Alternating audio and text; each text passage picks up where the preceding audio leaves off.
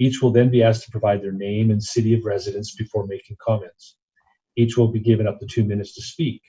A timer will be posted on screen, and the beep should be audible to the caller when their time is up. A required public hearing will be held for certain agenda items prior to council action. After each such item has been presented, time to comment will be provided for all those who wish to speak. For items that do not require a public hearing, public comment will still be taken following presentation of the item, but will be limited to 15 minutes in total. As is the council's tradition, 15 minutes have also been set aside for an open public comment period, which is intended to allow comment on matters that do not appear on the agenda. This open public comment period will start in just a moment. And because there's a 30-second delay between the broadcast and the actual broadcast on YouTube, we'll provide an extra about a minute for callers to call in. And callers should mute YouTube and Facebook broadcasts to hear the discussion in real time. I will also tell you that items 7 and 8 were continued earlier today, so we will not be addressing those in tonight's meeting. The public comment period can start now. Thank you, Mr. Strachan. While we're waiting, I will also just explain, I think, again, for public comment during this particular period that we're using is only for items that are not on our agenda tonight. One item on the agenda tonight related to the Christensen oil property will be last on our agenda, so that is not likely to come up for a little bit of time. It's hard to estimate exactly how long, but for those who are interested in participating at that point in the meeting, that will be toward the very end of the meeting. So we'll continue to wait here for a little bit longer. We have a few callers in who may want to make a comment at this time. Just signal to me, Mr. Strachan, when we're ready to move on.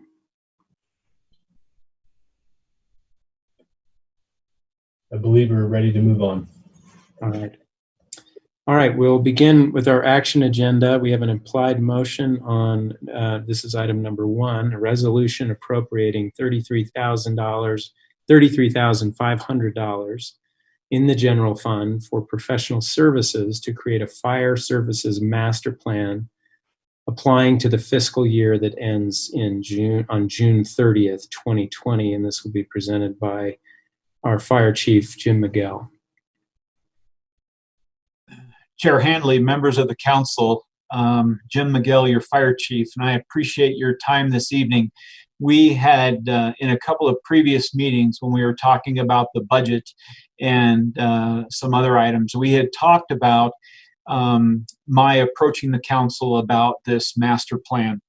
If we can go to the next slide, I want to talk a little bit about the department. So we have 83 full-time employees. 79 of those employees are safety employees, meaning they wear a badge and most of them staff fire stations. We have 4 support people, and we have 5 fire stations. 4 fire stations have a fire suppression resource, a fire engine or a fire truck, and one of the stations, and all of the stations, all 5 of them have an advanced life support ambulance. We have 19 people on duty each day. That is a minimum staffing. On rare occasion, we can have a few more than that, but we don't drop below 18 firefighters and 1 chief officer to run command at any time. Last year, we had 11,700 calls for service. Roughly 80% of those are advanced life support, or I should say EMS. They require a fire resource and an ambulance, and about just a little less than 3,000 times we transported to one of our hospitals, transported a patient to one of our hospitals. We have the exact same staffing levels that we have in the year 2000. And I want to explain why. If we go to the next slide, please. So the fire department, we talked last time, I know when the police department went before me, they talked about a ratio. And the national standards for fire department response are a little bit more complex than a ratio. It's the National Standard System Approach. It is a National Fire Protection Association standard. And basically what that standard says is that our first unit with 4 people will arrive in 5 minutes or less from the time that they from the completion of dispatch. 15 firefighters will then arrive in 9 minutes or less. A total of 15, and 1 command officer will arrive in 9 minutes or less. The station locations and the staffing of those stations and the calls for service all kind of equal system reliability. And obviously our goal is that we would be able to achieve more than 90% of the time response to fires in less than 5 minutes, and response to emergency medical services in 5 minutes also. Next slide, please. The reason that we're here asking about a master plan is that we really have not, the last informal study was done in the year 2000, and it was done by the current fire chief. But we have not actually done a comprehensive study of the fire department and what the appropriate staffing levels are for our type of city. The fact that we are so many square miles and the fact that we are so many in population, those are just a portion of the factors that go into determining what the right level of fire protection is for Provo City. And so one of the things that this master plan will do, and the idea is that we would come up with a master plan that would parallel your 2050 plan, so that as we looked at budgets and as we looked into the near future, we would know what we can expect as growth happens, as expansion happens. We would know what to expect both for facilities and for staffing. So facility needs. We have some questions that are really important, and they're important to talk about right now. The first one is, where should Station 1 be rebuilt? We have the opportunity, as part of the downtown city center. There is a fire station down here, and the discussion was we would just rebuild it on this property. Well, there are several things that have happened that bring that into question. And I think it is important that we really never asked where Station 1 should be. Long term, it just was here, and the bond was going to have enough money to rebuild it, so we were going to do it here. Some questions came up about the feasibility, the funding that was available, also what developers might have in mind when they come and they look at this piece of property, and whether Station 1 would fit into the best plan that they might have for the highest best use for this property. So determining one of the outcomes of this study would be determining where Station 1 should be built. We also know that Station 6 is a need that is going to come upon us very quickly. And Station 6 is scheduled to be built somewhere out in the Provo High School area, out where we're experiencing all the growth in the Northwest.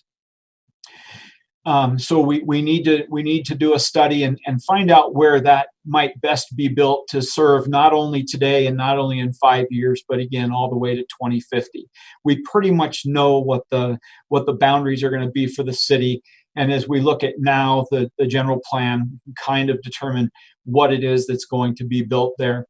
One of the things that concerns, well, let me move on with this first.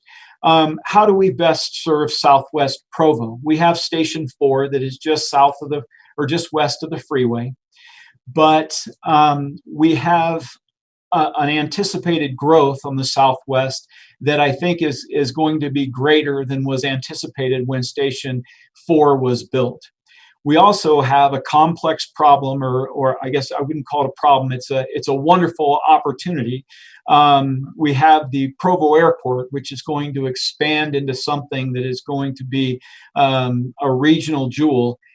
but commercial flights don't land or take off from the Provo airport unless there's fire protection on site, according to the Federal Aviation Administration. And so that's a problem that we need to take into account when we do this master plan. So where do we build Station 1? Where will Station 6 be built?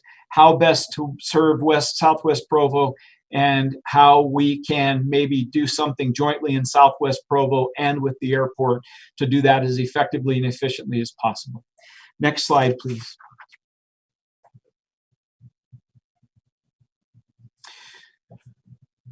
So this is one of the things, this kind of repeats itself, and I apologize for that, but the one bullet that we need to talk about is the last bullet, the NFPA standards.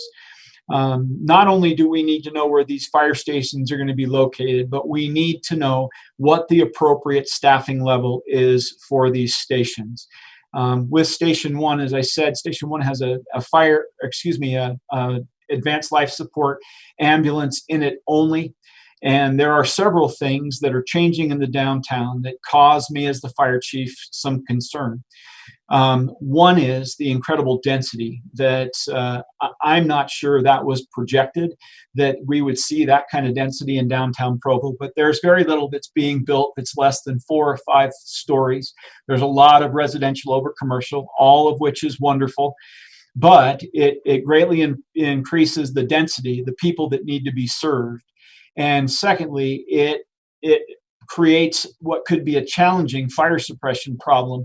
We are going to build a 14-story building, and a 14-story building takes a very different approach than a 3 or 4-story building does when it comes to fire protection. It takes a different level of staffing. It takes a different thought process and actually some different equipment. So the NFPA, using their standards, NFPA 1710, it will tell us how many people, how many firefighters we're able to put on a fire in any portion of the city and what will be left. We want to be able to deal with every incident that we have, and we're pretty close to being able to do that now. But where our problem comes in is the number of times where we have multiple calls. It's extremely common that we would be running 2 or 3 calls within the city at the same time. And any major structure fire in the city will take every resource we have currently, not to mention some Springville help or some Orem help. And so the staffing levels are a key component of the master plan that I'm hoping to initiate. Next slide, please. The master plan committee will consist of some fire department members, some city representatives, stakeholders, and there are probably more, but I list the airport because the airport has a significant interest in what it is we do to help them to expand, and then a community member, maybe 2 community members if we possibly can. The proposal that we received from the company that is the lowest responsive bidder is a completion of this project within 6 months. So the next slide, our requested action is to approve a general fund appropriation of $33,500 to hire Emergency Services Consulting International to facilitate the design of the 2050 Fire and EMS Master Plan. Are there any questions for me? Thank you, Chief Miguel. Ms. Ellsworth, go ahead. Yeah, Chief Miguel, at the beginning you had a slide about some of the things about the development of Provo and how that will impact your planning.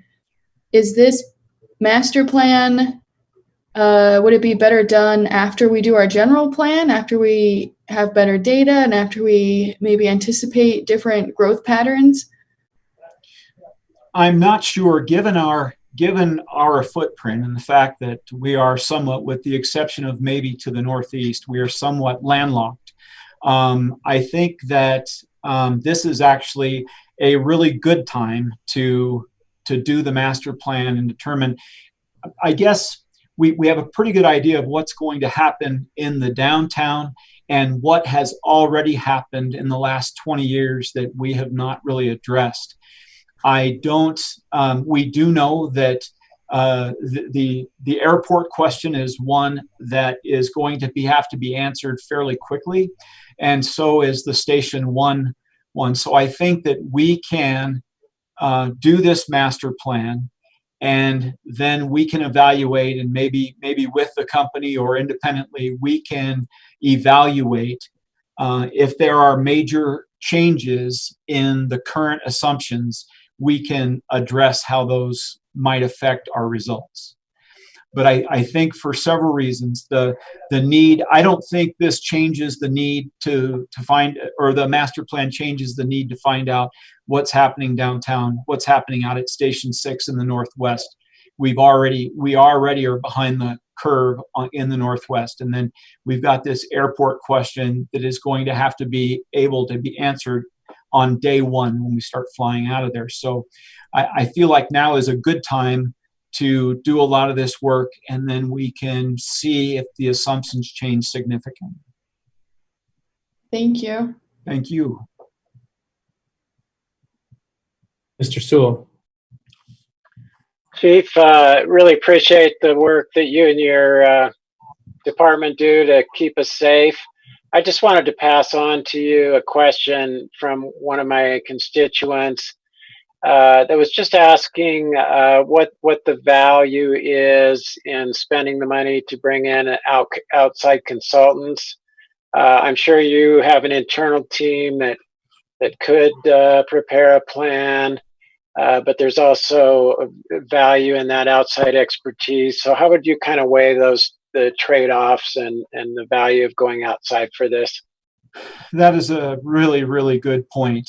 And we feel like we could do some of this work, but there's some work that becomes pretty complex when we're talking about trying to crunch the data, not only in our first due responses, but then our redundant responses. And we feel like this was actually a very responsive answer to our problem, the $33,500. There were several that were in the $100,000 range, and I would tell you that we wouldn't need to spend that kind of money. But really, we believe that the $33,000 is worth the understanding and the expertise that we will get in crunching some of the data and some of the anticipated problems that we might have. Thank you. When I say anticipated problems, I mean growth and anticipated fire problems, like the high rise, like the density that is going on downtown.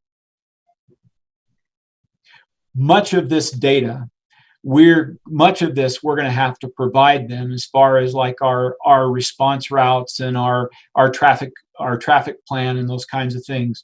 But there are some national trends that we would like to have access to.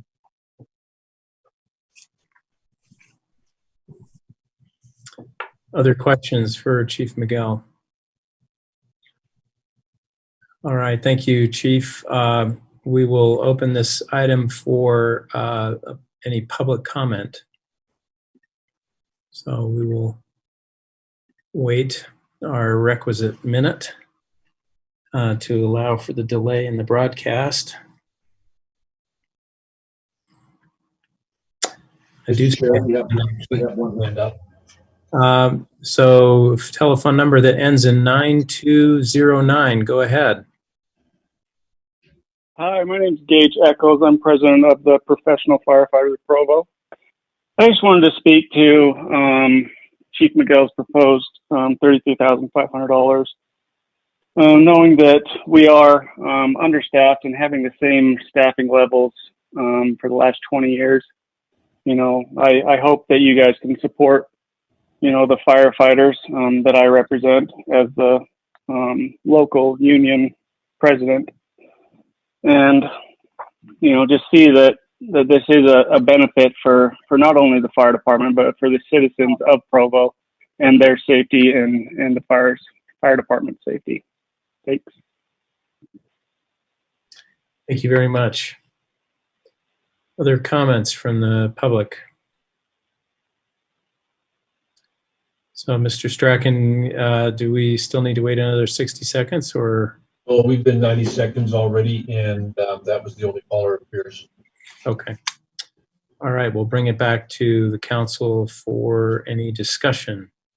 Otherwise, this is an implied motion. So is there any further discussion of this item from the council? Mr. Sewell. So just related to the question that I just asked Chief Miguel, I do see value in getting that outside expertise and outside data so we can kind of benchmark ourselves against other cities and best practices. And so I'm in support of that. I just wanted to mention that. Thank you. Other comments, discussion from the council? All right, I will then call for a vote on the implied motion. Let's see, I don't know if Harding has not joined us, correct? I suppose somebody can let me know when he does. We'll begin with Councillor Ellsworth. Yes. Mr. Fillmore. You muted? Sorry. Yes. Mr. Hoban.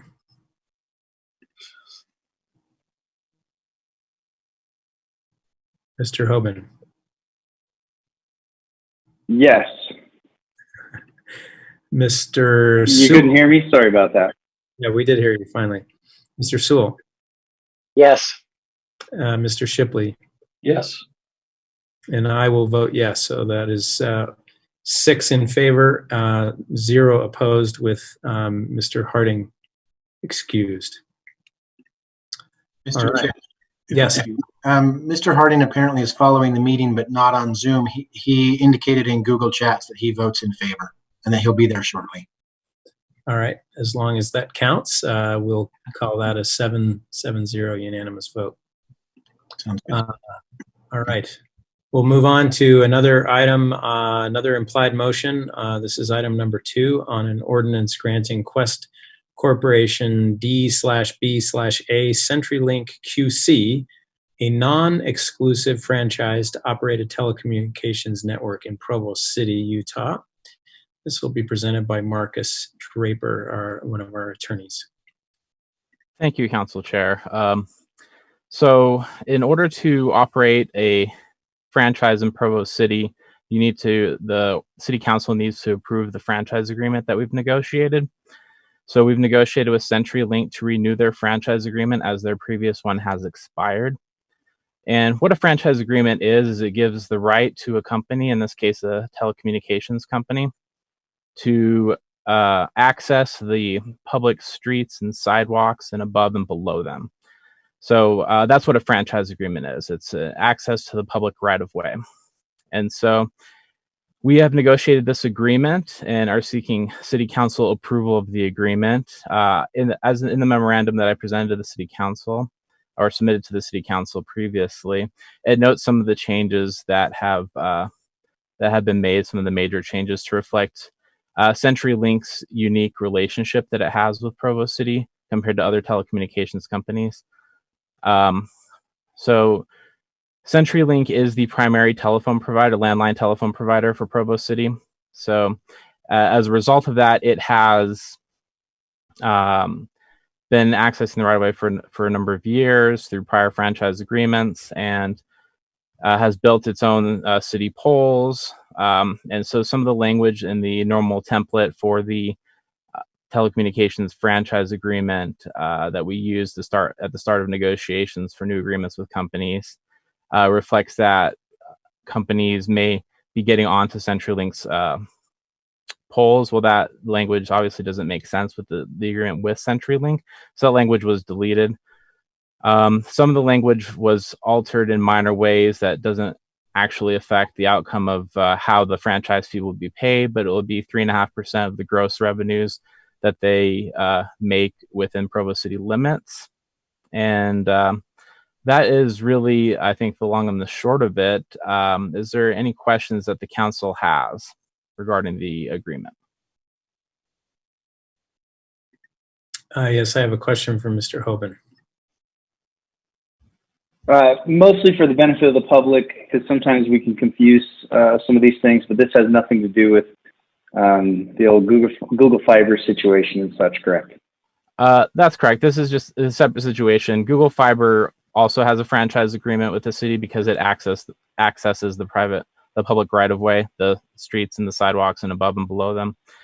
But this is its own agreement with CenturyLink, which is a separate company, and it allows CenturyLink to continue to access the public right-of-way to install its equipment so that it can provide telecommunications services and operate its telecommunications network within the Provo City limits. Thank you. Mr. Sewell.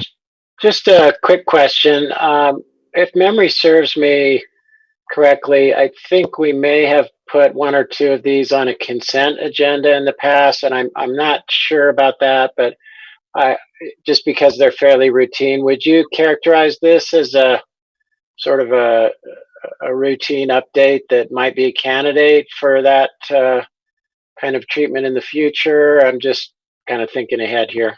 I would say that this agreement is routine because none of the changes have been significant from what we would normally negotiate with our template agreement. Okay, thank you. All right, any other questions for Mr. Draper? Okay, if not, I'll open this up for any public comment.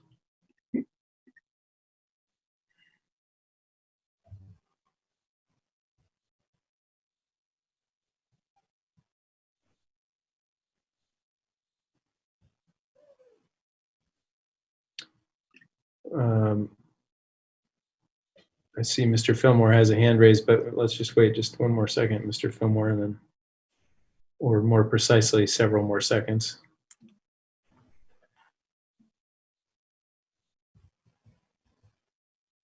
So we're about 30 seconds now. All right. Okay, Mr. Fillmore, go ahead. Back to council for discussion.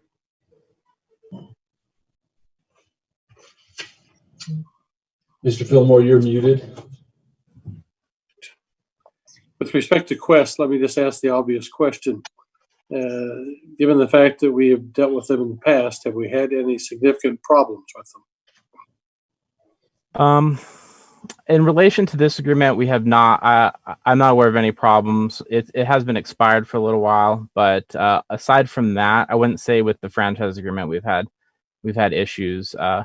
We've been able to refer to the prior agreement, and when they've had questions about their obligations, and then they have, ultimately responded and made good on those obligations when they're alerted to them.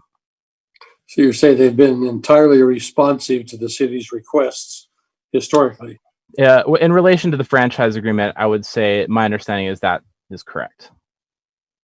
You're referring to the current one or the past franchise agreement? The past franchise agreement. Well, I mean, the current one is the past one, right? This one has not yet been approved. I mean, how long has Qwest had the franchise? So Qwest. So right now, this is CenturyLink is the parent company of Qwest. They bought them out a number of years ago. Mm-hmm. Prior to that, I believe it was U.S. West, and at some point it was Mountain States Telephone and Telegraph.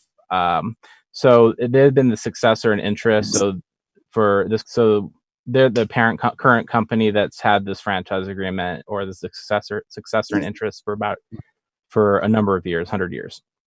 So you're saying they're a good operator and you have no reservation about recommending the extension?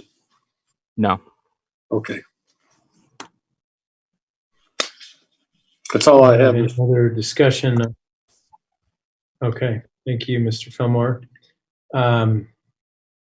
Any other discussion of this item on the council? If not, I will call for a vote on the implied motion. I'll start with, I see Let's see, I see Vice Chair Harding is on the phone. We'll start with Mr. Fillmore.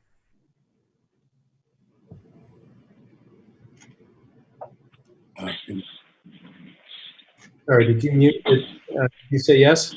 Yes, I did. Okay. Mr. Hoban. Yes.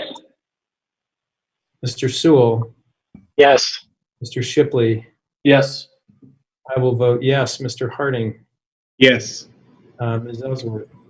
Yes. All right, the voting is unanimous.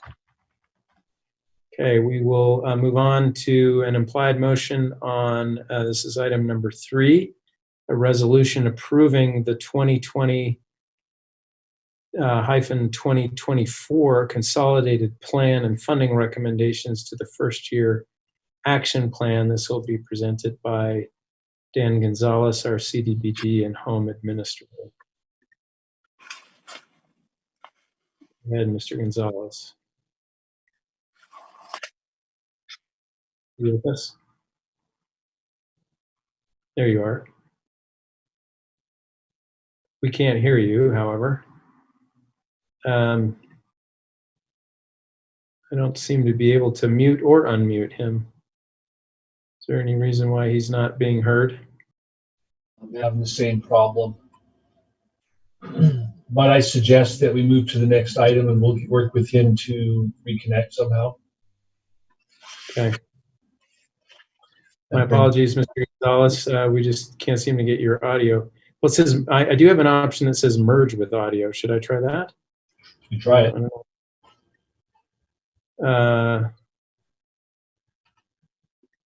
That's weird. It's asking me to merge his video with audio with Travis Hoban's. Why would that be? You don't want to do that. No. Okay. All right. Well, I guess we'll come back to you, Mr. Gonzalez, when we can get this resolved. Staff will be reaching out to you. Okay. Let's see. We'll move on then to an implied motion on item number 4. This is an ordinance amending the zone map classification of approximately 0.52 acres of real property generally located at 852 North, 500 West from one family residential R1.6A to general commercial CG. And this is in the North Park neighborhood, and Aaron Ardmore, Provo City Planner, will be our presenter. Thank you, Council. If we can go to the first slide, we can look at the property. This is currently an office building that's used by the hospital there to the north. Has been for some time. They've been leasing the building. If you go to the next page, you can see that on the parcel outlined in red, this site is actually split in between 2 zones. The pink is the general commercial, and the yellow is the R16A. The hospital at this time is wanting to move to purchase property, and they're just trying to get the zoning correct to match, as it should all be general commercial. If you go to the general plan on the next slide, it's showing this area as commercial as well. So it's just fixing that past R1 zone to be general commercial zone as the hospital goes to purchase the property. The use isn't changing. Nothing on the property is changing at this time.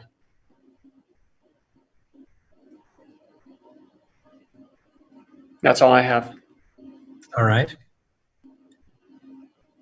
Any questions for Mr. Ardmore?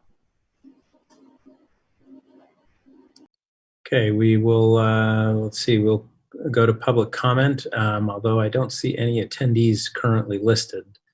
I suppose I still need to wait to see if someone will call in, if they haven't already. Is that right, Mr. Strachan?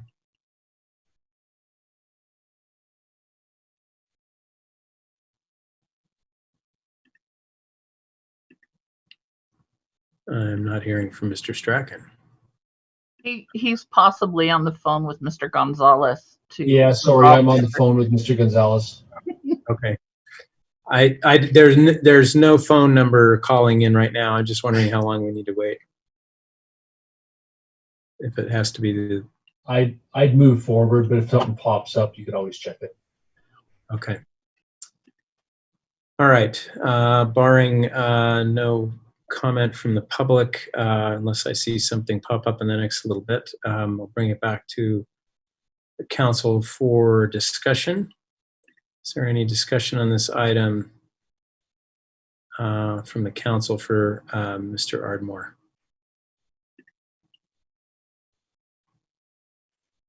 All right, I do not see any questions from or any discussion. So does any council member desire to consider this item again at the next council meeting?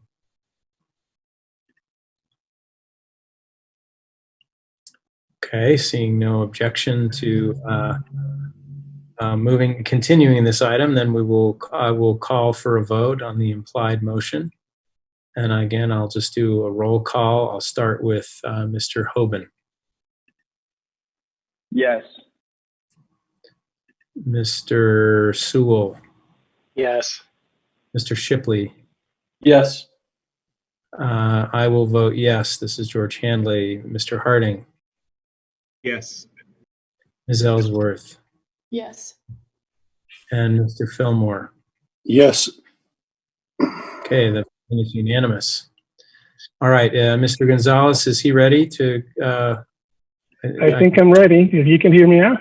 Yeah. I can hear you loud, nice and clear. Yeah, terrific. Very good. Apologize for the difficulty before. This is the resolution approving the 2020-2024 Consolidated Plan and funding recommendations to the first year action plan. Go ahead, Mr. Gonzalez. And this is the second of 2 required public hearings. That's correct. That's what I was going to mention. This is the second of those 2 hearings required. And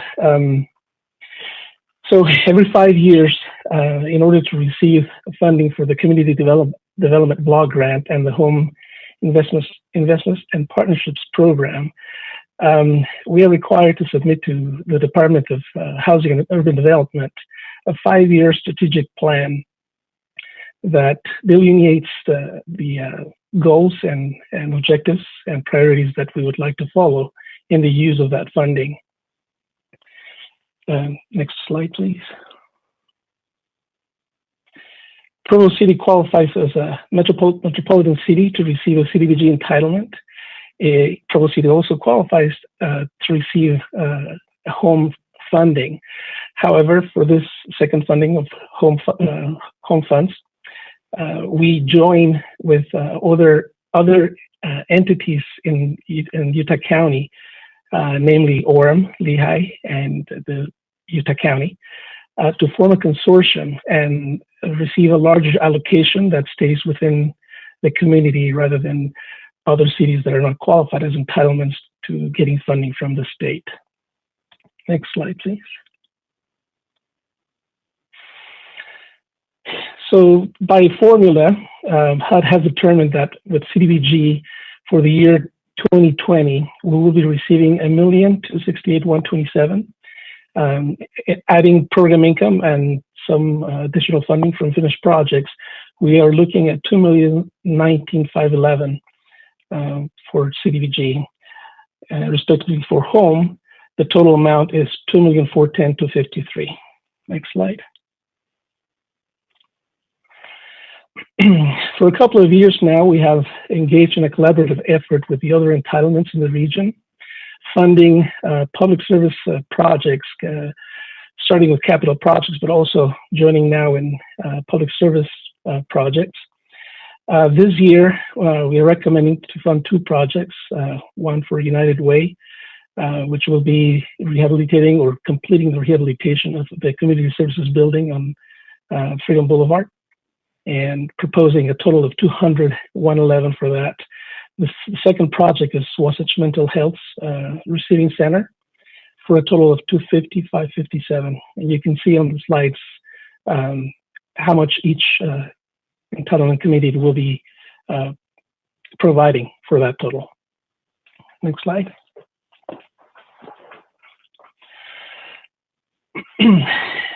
As I mentioned, with the collaborative effort, now we are also funding jointly the public service agencies. And this graph shows the amounts that they received last year, what they were requesting for this year, and how much of each of the entitlements would be providing to any of those that are recommended for funding. The total amount for funding is $403,497, which is 15% of the allocated, the maximum to allocate from the grant funding received. Next slide.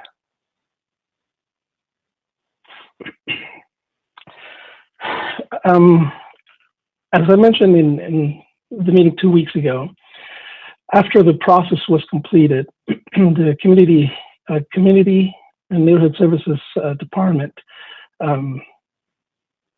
supported by the Administrative Services Director, submitted a proposal to fund salary for one code enforcement officer. He would be doing co-inspections and enforcement in CDBG eligible neighborhoods. Next slide. I hope you can see the bottom of that slide. I can barely see some of it. I can't see all of it. Towards the bottom is where, thank you, that particular, highlighted in blue is that additional request for funding.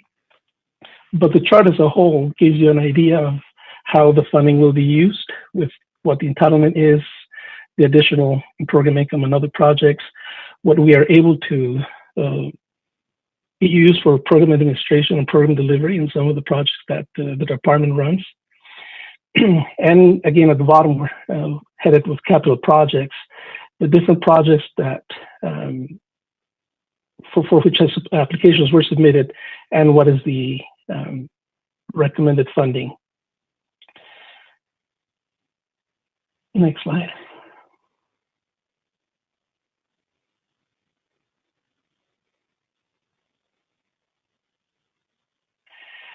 So this graph shows only Provo's required or recommended funding for the 190, which is the portion that Provo City will be providing to these public service agencies. Next slide. This is the recommendation for home funding. As you can see, we are requesting 10% for home administration. It's $140,000. And the $211,000 that you see in the next item is the Community Housing Development Organization funding, which is added to the request from Neighborhoods Provo, which will be doing a project in Orem for senior housing. And so that request matches that recommendation matches the request of $400,000. And that's what I have. If you have any questions, I'm happy to answer them. Thank you, Mr. Gonzalez. Any questions for Mr. Gonzalez? Okay, seeing no questions, we will open this up for any comment from the public. Any comment from the public? There's nobody online right now. Okay, so I'll bring it back to Mr. Hogan. Go ahead. Yeah, thank you for the info. I did have a constituent call me and talk to me about the Carson Townhomes and the 85 North Provo. Anyways, I was looking on the list here. Which one is Carson Townhomes on the? Is there a budget allocated for that? In the CDBG graph. Okay. So a few slides before this. Yeah. You'll see. All right. I just didn't towards see the bottom. So. There's 275,000. Okay. I just wanted to make sure that. Okay. Got it. Thank you. That's all. Appreciate it. Okay. Any other questions for Mr. Gonzalez or discussion from the council? Yes, Chair. So I feel like I've got a really good understanding of the funding recommendations for these three programs for next year. I believe on the agenda tonight, we're also voting to approve the 5-year plan for these programs as well, just kind of the overall guiding document. How different is the plan that we see before us to say the last one that was approved 5 years ago? Does it keep in the same direction? Are there any changes in direction? There are no major changes. The priorities when recommendation for public service agencies varied a little bit, where 5 years ago the higher priority was for medical agencies that provide medical services, and this year the higher priorities are for those that provide abuse services for those that have been abused. It's one of the minor changes. For the most part, the plan is about the same that it was 5 years ago, just with some updated data.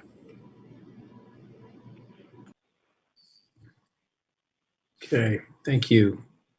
All right, any other discussion on the council?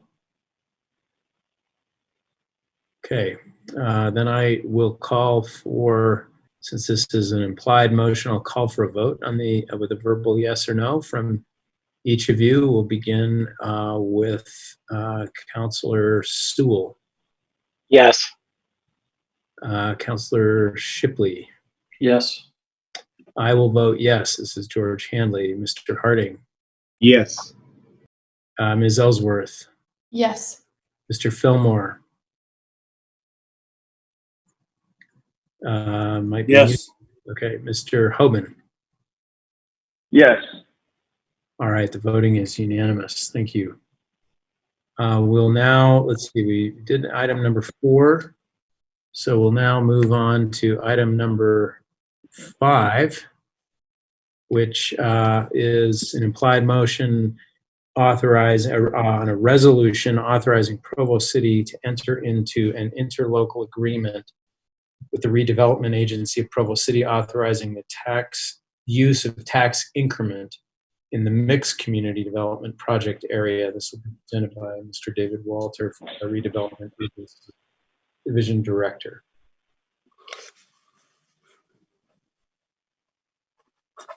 Mr. Walter doesn't seem to be connected. I'm trying to find out where he is. Sorry, I'm going to just... Oh, there he is. There he is. I'm just going to use Aaron's log on since we were in the same building. So, good evening, Council Chair and Council members. Tonight's item and the next several items are all related in that they are the interlocal agreements that will allow the redevelopment agency to capture a portion of the increase in the taxes that would be paid on the former Plum Tree Plaza development. By way of a little background, this is the former Shopko Plaza. Shopko has been vacant for a while now, as well as some of the other businesses. It was purchased in 2016, I believe, by Westport Capital, and they have been slowly looking at doing different development opportunities. Currently, this is the center as it was in 2016. If you could advance to the next slide, please. This is kind of how it looks now, and so it's not in very good shape. It's on a heavily traveled thoroughfare. It's got access to the UVX line, and so we think it's a ripe opportunity for redevelopment. And Westport Capital has been looking at doing something here for a few years now. The council may remember that a while back we adopted a redevelopment project area, which was the first step in being able to get tax increment financing through the development of this project. Next slide, please. So the parcels in green are the redevelopment project area. So you can see it does not include everything that is on the site. It's only the properties that are owned by Westport Capital, the Olive Garden, and the JCWs, as well as some of the climbing gym and the dentist office on the other side of the project are not part of this development. And so anything that goes on in that site in terms of improvements wouldn't contribute to the tax increment that will be generated on site. Westport has come up with a concept that would allow them, they've already gone through the process to rezone the property. So part of it will be residential. Part of it will be commercial. That will include an office, not office, I apologize, a hotel development and about 75,000 square feet of retail space. Westport has maintained, and here's what the concept would look like. So they are considering for sale product along the north end of the project. There would be some apartment buildings. The hotel space is that backwards aqua-shaped L in the middle. And then the brown would be the retail component of the site. So under Utah code, the agency is allowed to enter into interlocal agreements, which would, with the other affected taxing entities, which would allow them to capture a portion of the increment that will be generated from the base year, the difference in value between the base year of this project and what will ultimately be built on the site. Earlier, we were asked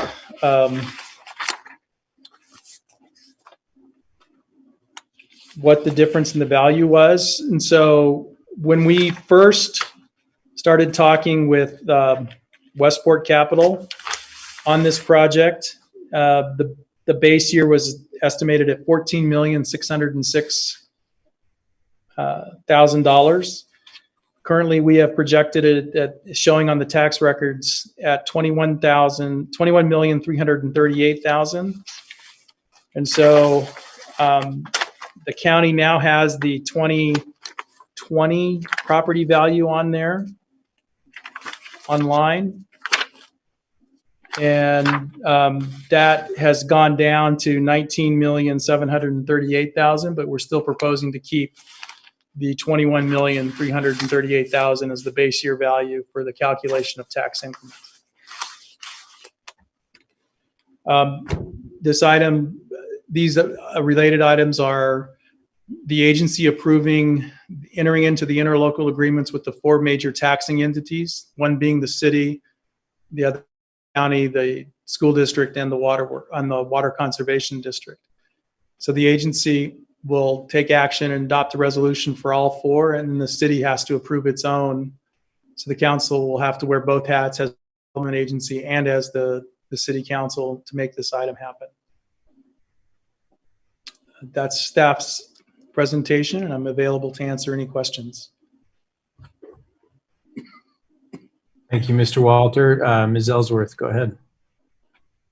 Yeah, do you think that the new owner or current developer that we're discussing will keep the Cafe Rio? Yes. Okay, I didn't want to get impeached after only 5 months. No. It's actually that, Cafe Rio does very well there. Even before they had the new one, they were doing roughly $4 million a year out of that site. So it's a very successful restaurant there, and it will continue to be one. Oh, good. Thank you. You're welcome. Mr. Shipley. I just wonder if we have any, obviously this seems like it would be important for the developer to continue, but do we have any feedback from the developer at this point that they're ready to move forward? I mean, I guess I'm kind of concerned in this environment that maybe they're not, that they financially might not be able to proceed even if we do approve this. So Westport self-funds a lot of these out of the projects, and so they have a multitude of funds that they take, and they go through the process and then sell it off to another fund who then manages it for the long term. There is a water canal issue that runs through the property that Westport wants to get started on in this year so they can start the process and get everything going. They maintain that they still have commitments for the the retail portion of the site. Now they are looking at doing some for sale product, and they have entertained some offers for the hotel. They have had several different franchises interested in operating a hotel on the site. Mr. Harding. Thank you, Mr. Walter. That definitely answered the question I had. So thank you for finding those figures. And then I just want to make sure I'm clear. You mentioned that we'd be voting on this both as the RDA board and as the city council. I believe the item before us is from the perspective of the city council. Probably, yes, it's on the council agenda, and then the other 4 items are on the agency agenda. And so in terms of timing, I'm not. I know that there's a resolution for the city to approve the interlocal agreement and for the agency to approve the interlocal agreement. Thank you. And I should have mentioned, I apologize, that the reason we're doing this tax increment is to help make improvements to the sewer in the area. So there's roughly 2,300 lineal feet of an 18-inch sewer that will need to be installed. Part of the reason that the developers already signed the development agreement, gone through the zoning process. In the interim, the city undertook an infiltration and inflow study of the sewer capacity in that area. And so in order to get this development going, as well as provide some additional capacity in our system, we're going to put in an 18-inch line, and the tax increment is going to help pay for that. There will also be some administration expense, as well as housing. 10% of the increment that will be now generated within this project area needs to be set aside for housing.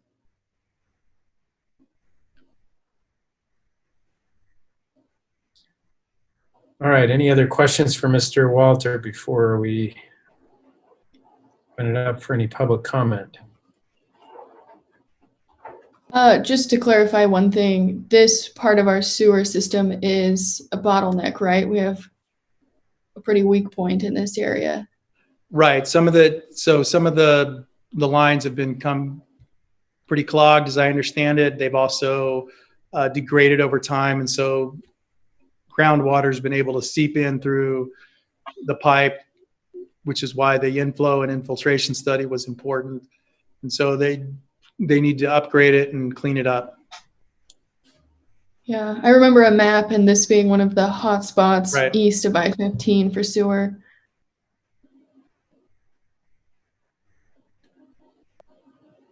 All right, I don't see any calls from the public.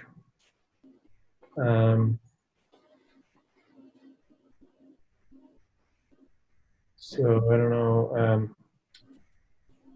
how long we need to wait. I suppose I can bring it back to council for discussion. If I see any phone calls in the next minute, I can revert back. So we'll bring it back to the council for further discussion. Any further discussion? All right. Then we will, I will call for a vote on the implied motion. And I'll begin with Councillor Shipley. Yes.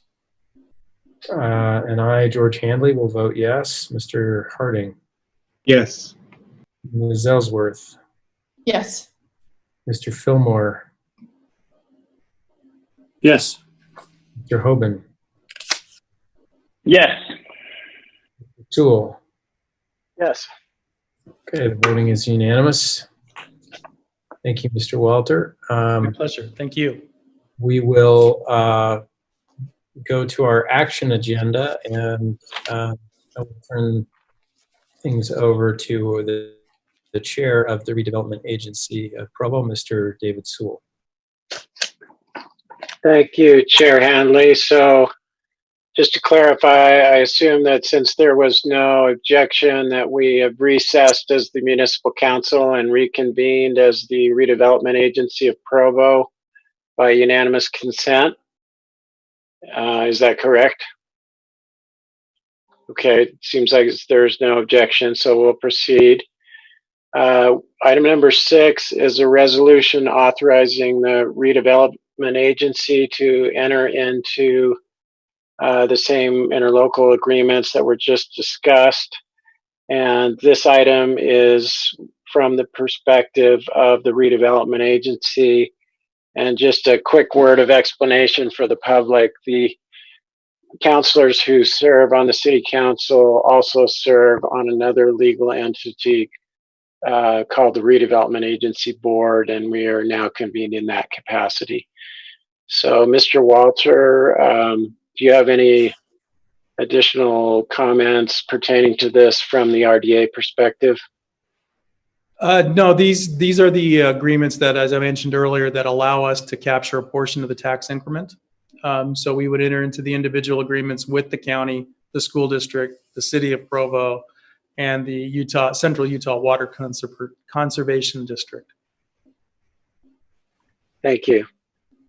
Are there any questions for Mr. Walter? If not, then we'll open it up for public comment.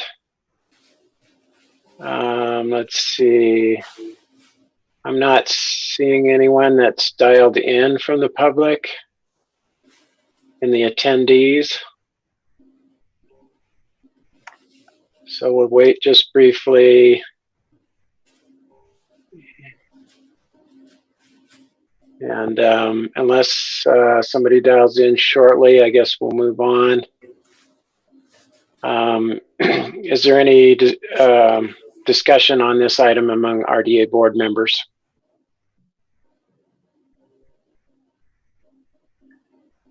Seeing none, we'll call for a vote on the implied motion.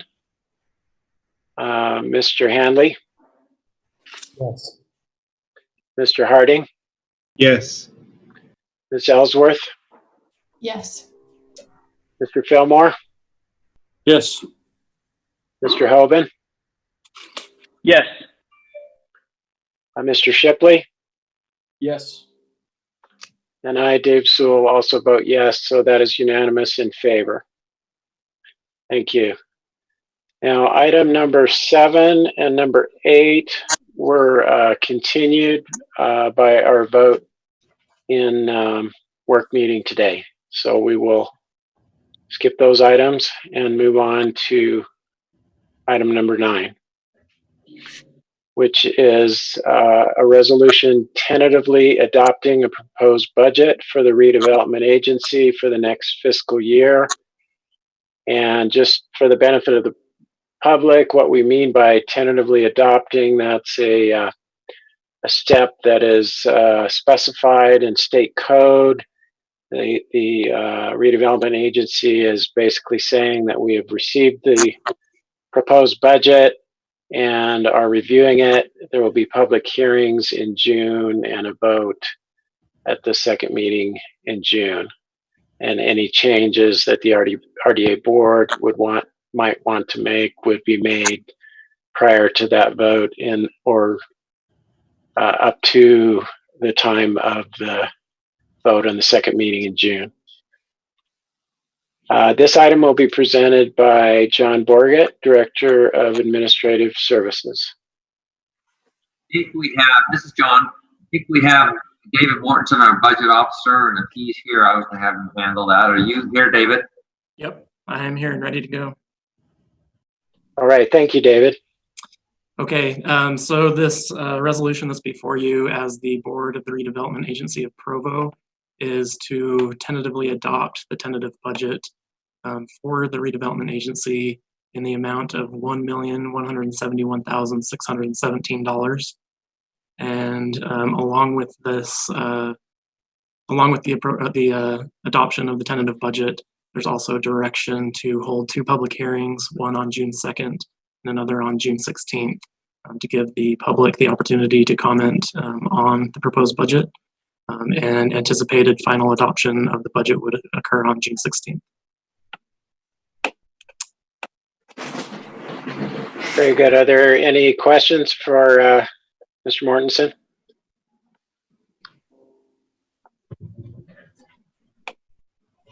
If not, we will open this item for a public hearing. And I am not seeing anyone dialed in to make a comment. So we'll move on, but please alert me if somebody does dial in the next minute or so. Is there any discussion among RDA board members about this resolution?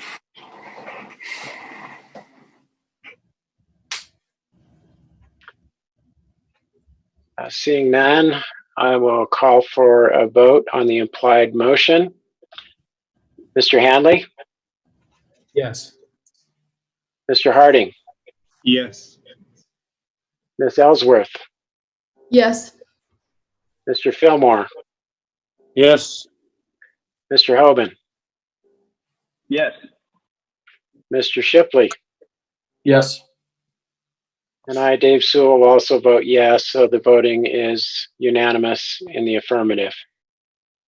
If there's no objection, we will now adjourn as the Redevelopment Agency of Provo and reconvene as the governing board of the Stormwater Service District of Provo, which is chaired by Chair Handley.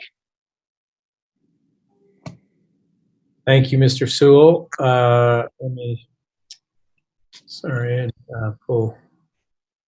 Pull this up. Okay, so we will now, as the Stormwater Service District, we will consider an implied motion on item number 10, which is a resolution tentatively adopting a proposed budget for the Provo City Stormwater Service District for the fiscal year beginning July 1st, 2020 and ending June 30th in 2021. And this is also presented by John Borgett, unless he has delegated this to someone else. That would be me again. All right, David. Thank you. Yes, so this proposed budget, tentative budget for the Provo City Stormwater Service District is in the amount of $6,704,839. And just as the same as the RDA budget that was tentatively approved, there will be public hearings on June 2nd and June 16th. That's all I have for that. Thank you. All right, any questions for Mr. Mortensen? We can ask for we invite public comment if they so desire. It's not required until the June meetings, but nobody is calling in at present, so we will bring this back to the council for any discussion. Any discussion on the council? Okay. Call for a vote on the implied motion. Mr. Harding? Yes. Ms. Ellsworth? Yes. Mr. Fillmore? Yes. Mr. Hogan? Yes. Mr. Sewell? Yes. Mr. Shipley? Yes. And I, George Handley, will also vote in the affirmative. That is unanimous in the affirmative. Okay, if there is no objection, we will now adjourn as the governing board of the Stormwater Service District and reconvene as the Municipal Council of Provo by unanimous consent. All right. We will now move on to back to an action agenda item number 11, which is a resolution tentatively adopting the proposed budget for Provo City Corporation for the fiscal year beginning July 1st, 2020 and ending June 30th, 2021. Is this Mr. Borgett who will be presenting this? It'll be David again. Me again. Thank you, Chair Handley. So since this is the last one of the night, I just wanted to take a moment to thank everybody that participated in preparing all of the tentative budgets for this year. It's a collaborative effort between finance, administration, and all of the department heads and the council, and we greatly appreciate all the work that was put in. This tentative budget for Provo City Corporation includes all funds that fall under Provo City Corporation, and the total amount of expenditures in this budget is $292,939,096. And this will also have public hearings on June 2nd and June 16th, with anticipated final adoption on June 16th. Okay, thank you, Mr. Mortensen. Any questions for Mr. Mortensen? This is also, we invite any public comment. I don't see any calls. I'm just gonna keep forgetting to announce at the beginning of each item that the public are invited to make comments so that they can call in time, but I think that may be understood, but I just want to reiterate that. Okay, we'll bring it back to, seeing no public comment, we'll bring it back to the council for any discussion. Well, we've obviously, oh yes, Mr. Harding. I think I may be saying exactly what you were about to say, but which is after a retreat and multiple hours of discussion and questions, we might have exhausted all of them by now.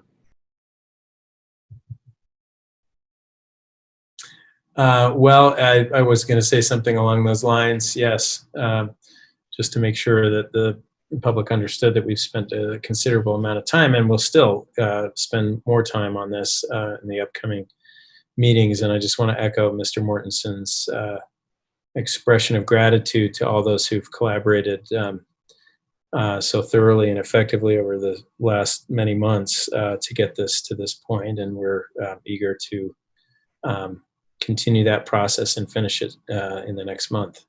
But we're grateful for all of the work that's gone into this. It's a sobering and important responsibility. Okay, so if there is no further discussion from the council, I don't see any. I will again call for a vote on the implied motion.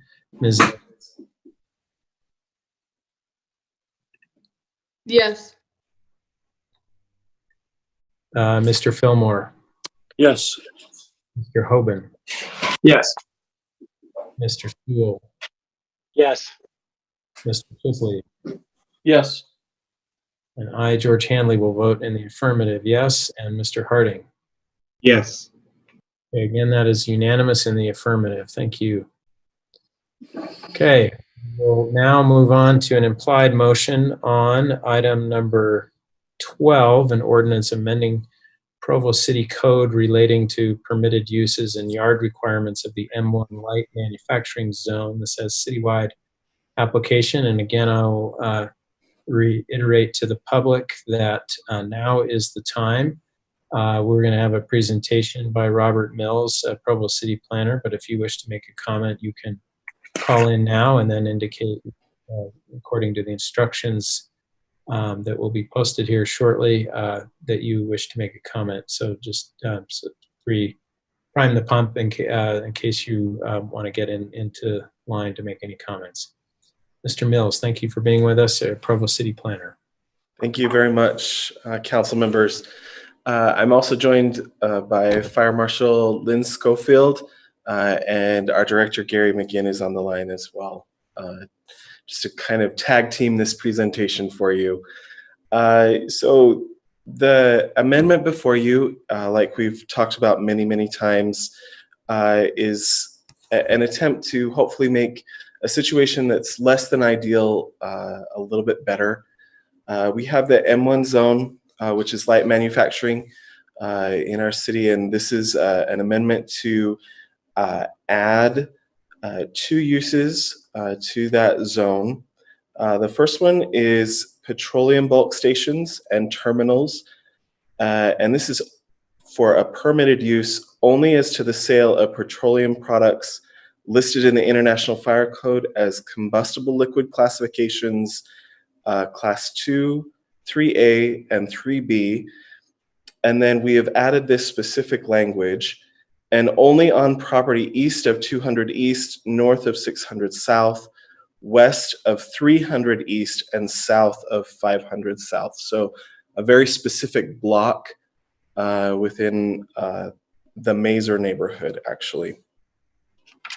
The amendment also adds a conditional use, and this is petroleum bulk stations and terminals for the sale of petroleum products in flammable classifications, Class 1A, 1B, and 1C of the International Fire Code, and then again, only on property east of 200 east, north of 600 south, west of 300 east, and south of 500 south.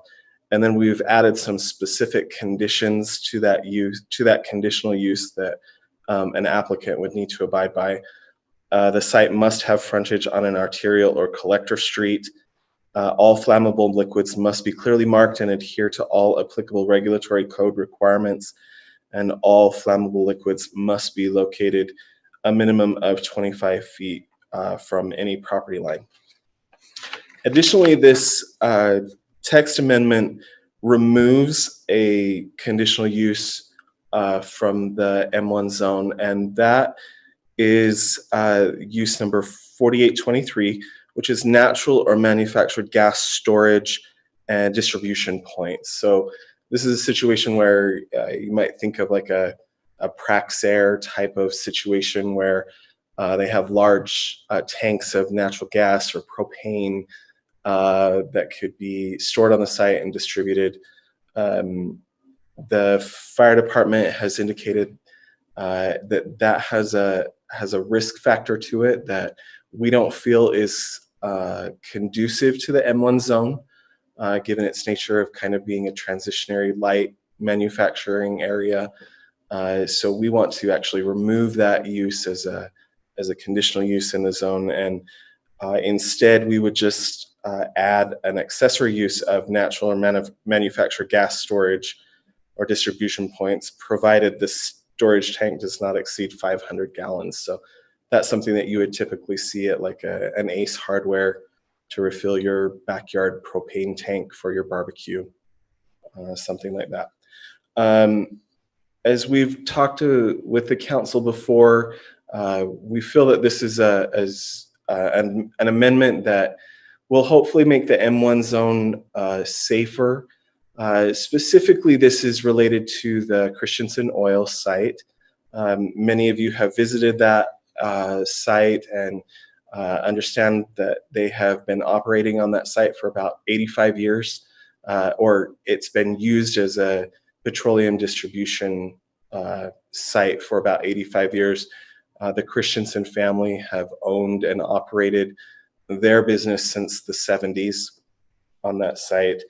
And the impetus is to hopefully make the situation a little bit better, a little bit safer for the surrounding neighborhoods by, instead of continuing a legally non-conforming use with some ambiguity as to what exactly they can do as far as their future plans and future opportunities on the site. We want to provide some clarity and actually make them a permitted use, wherein they would have some specific guidelines and ways that they can move forward with their operation. They've indicated to us that they intend to be operating there for a long time, and we just want to make that situation the best that we can, given the circumstances. So that's kind of my portion of this. I'll let Fire Marshal Schofield add anything that he'd like to, and then Gary McGinn will also add to this. Good evening. Thank you for your time this evening. So this little adventure began as a process implemented by Chief Miguel to try and find a way to broker some kind of a lasting peace in the Mazer neighborhood surrounding Christensen Oil. We worked with a task group made up of some citizens to listen to their concerns, and we've addressed most of those concerns. This is kind of the final component, which is to provide this text amendment, which gives a little bit more predictability of what Christensen is able to do to the neighborhood, and provide some flexibility to Christensen Oil to be able to do what they need to do to remain competitive in their market. As Robert mentioned, they've been in business in one form or another on that site since 1935. They have been a responsible business partner. They have been responsive to any direction that's been given to them, at least by myself in the last 12 years as the fire marshal. I would like to reiterate tonight, there are not now, nor have there been in my tenure, any fire code violations at Christensen Oil. They operate a safe, productive business. They employ, I think, 30 to 35 employees. They provide services throughout the state of Utah, and we, I think, should consider them to be a valued business partner. We at the fire department think that this text amendment takes a unfortunate situation, but it allows it to be made safer and better. Safer by allowing them to expand within their current site from temporary storage to permanent storage, and then also allowing them the flexibility to provide some, if they choose to provide some storage for the plastic totes that everybody, including Christensen Oil, thinks are not very sightly, which they're not allowed to do under the present non-conforming use. So as the fire department, we believe it's a safe operation. We believe that this text amendment provides a good balance between the neighborhood and Christensen Oil, and we stand in support of it. We will answer any questions. Or I guess we go to Gary McGinn. Again, yeah, go ahead. Hey, thank you.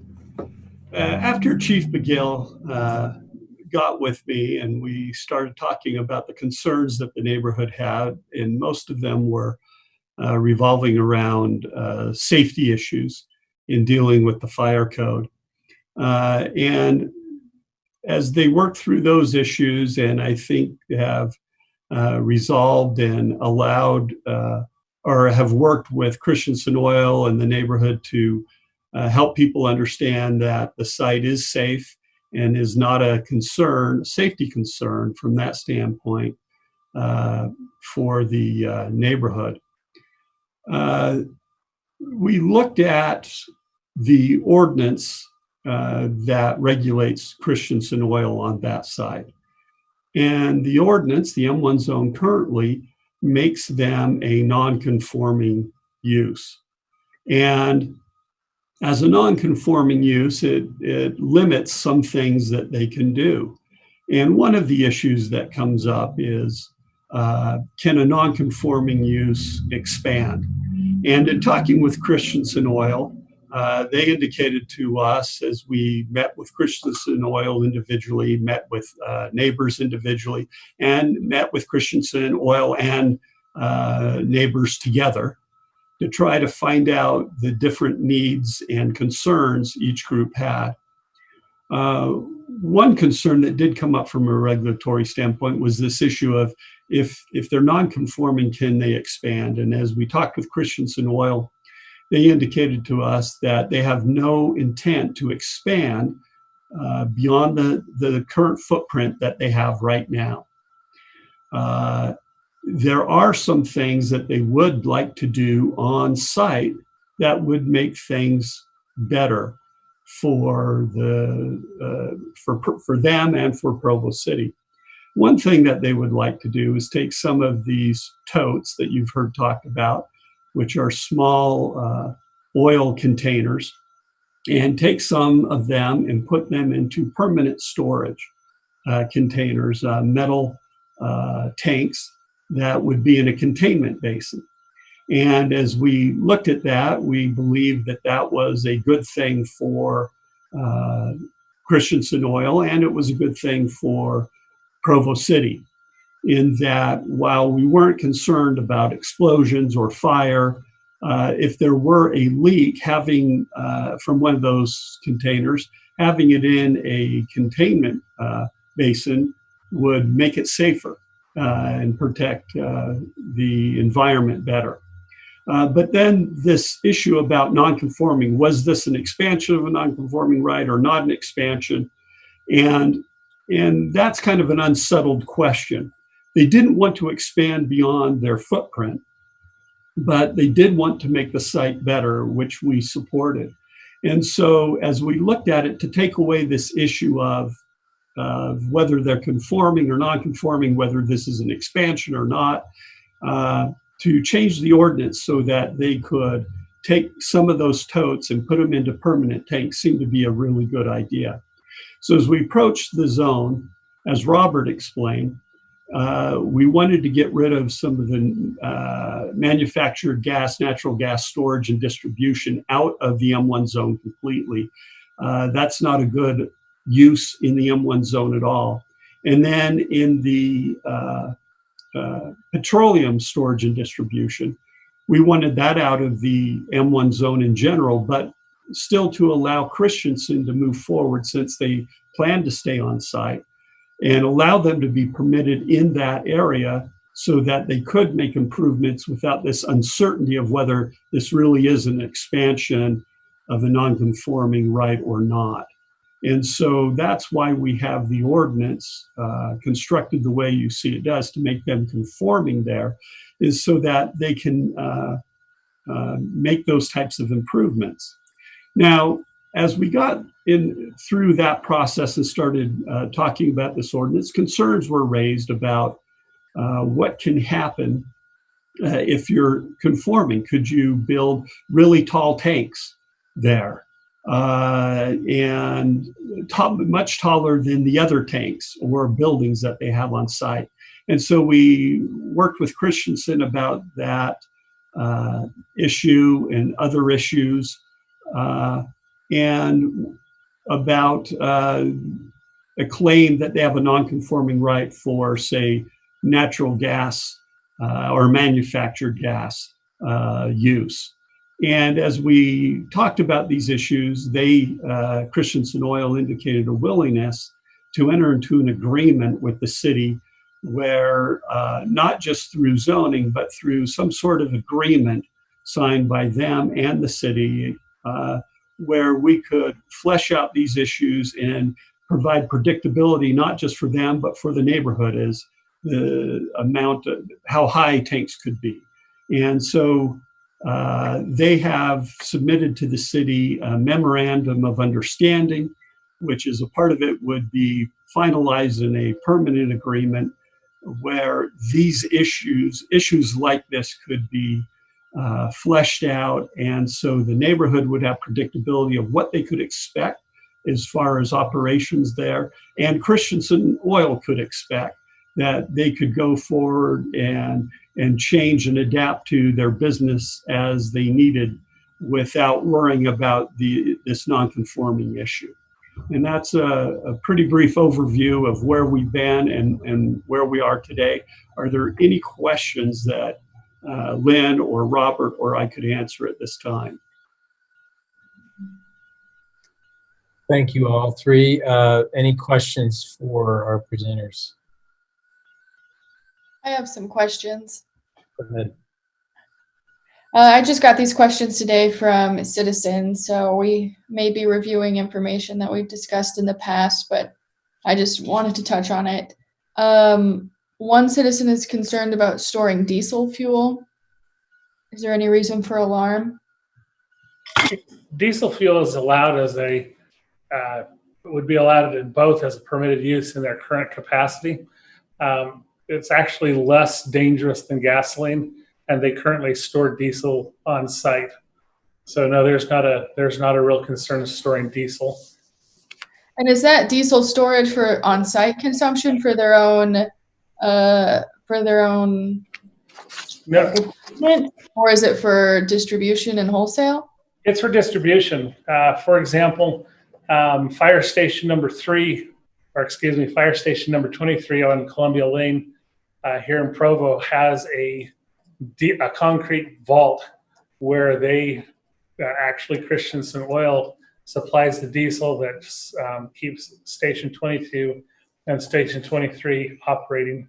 That's also true for like the school districts or various farmers and industrial uses. So they do distribute diesel as they have for years. Okay, and in that same concern, are there a lot of fumes coming off of the site? I don't know much about. I couldn't really speak to that other than to tell you that hydrocarbons, gasoline, avgas, diesel all have some odors. I think that putting these substances or these fluids into the steel tanks probably reduces that impact far more than having them in totes. But I can tell you from personal experience, I got aviation fuel on a pair of tennis shoes 5 years ago at a training exercise in Wendover for arson investigators, and I can still smell it. So yes, there are some fumes that are associated with this type of a site. I think the permanent storage mitigates that far more than temporary storage. Okay. Another question I have is about trucks. Multiple neighbors, their top concern is like major truck traffic coming through a very residential area. Has that all been taken care of? Are there still big trucks coming through there? There are not Christensen oil trucks going through the residential neighborhoods. We established hazardous materials routes, which is the responsibility of the authority having jurisdiction to for deliveries within Provo. The hazardous materials route from Christensen Oil to get into or out of their yard to an arterial is either to take 600 southeast to State Street and then either north or south, depending on which direction they want to go, or to take 600 south west to 100 west and then north to 400 south and then back to University Avenue again to get them on an arterial going north or south. So their traffic, their tanker traffic, the large trucks is regulated by this hazardous materials route.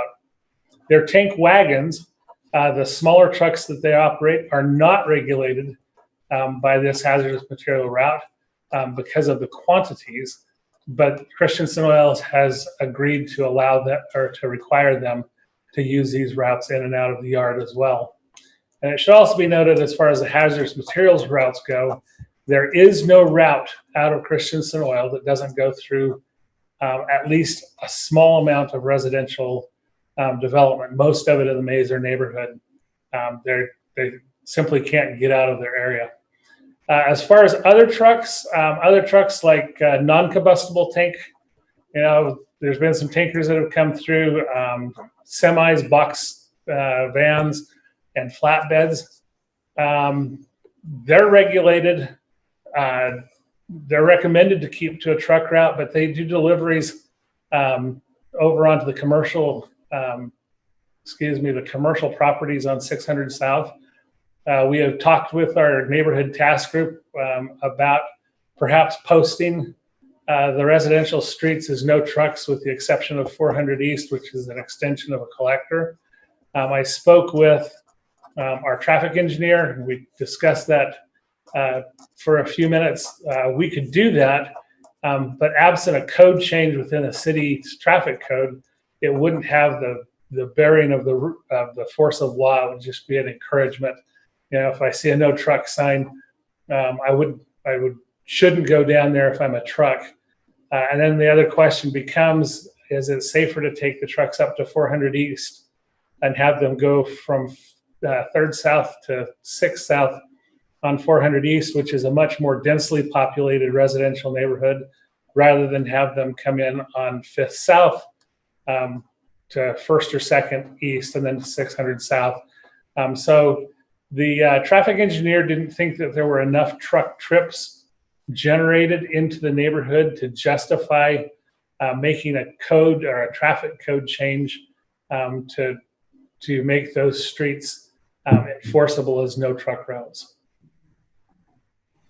And then one more concern I heard today, someone said that they felt like the neighborhood was sitting on a bomb.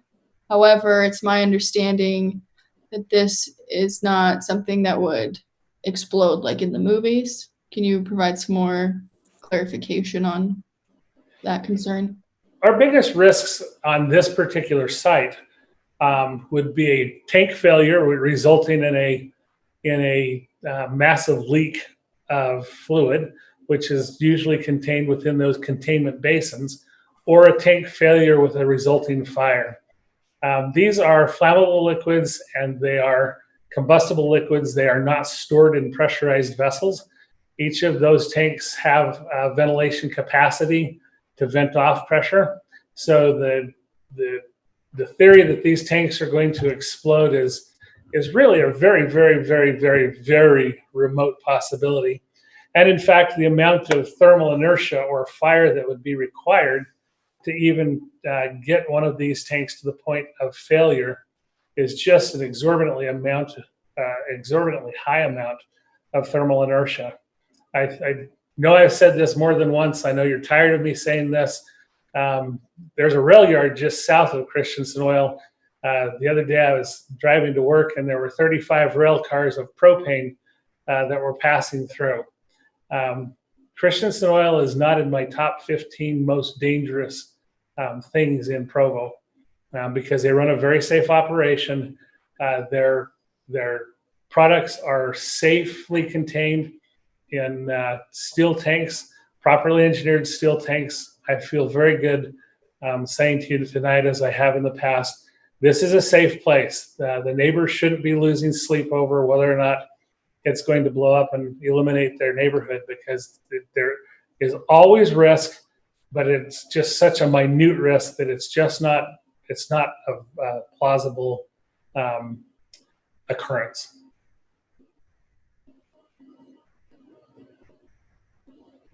All right, other questions for our presenters before we open for public comment?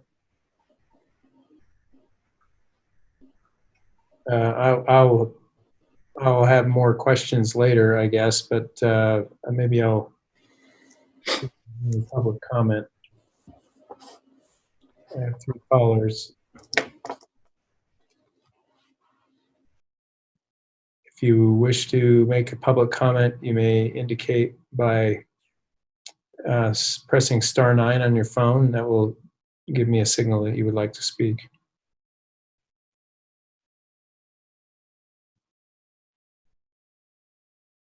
Yes, I have a caller whose number ends in 5049. Go ahead. Hi, my name is Brenton Chu. I am a resident of here in Provo, and I have a few questions for the council. Mainly going back to the last council meeting, there were a couple of councilors mentioned about whatever agreement that the city comes down with Christensen Oil, that they would try and limit the number of totes that they have of temporary storage. And I'm just wondering if that's what the progress is on that, and I look forward to seeing a final agreement that you guys come up with before you vote on it. Thanks. Thank you. We'll make note of that question and maybe have that addressed in a moment. Any other comments from the public? By the way, I should have clarified that we allow for 2 minutes for a comment from the public. So caller, whose number ends in 3612, please go ahead.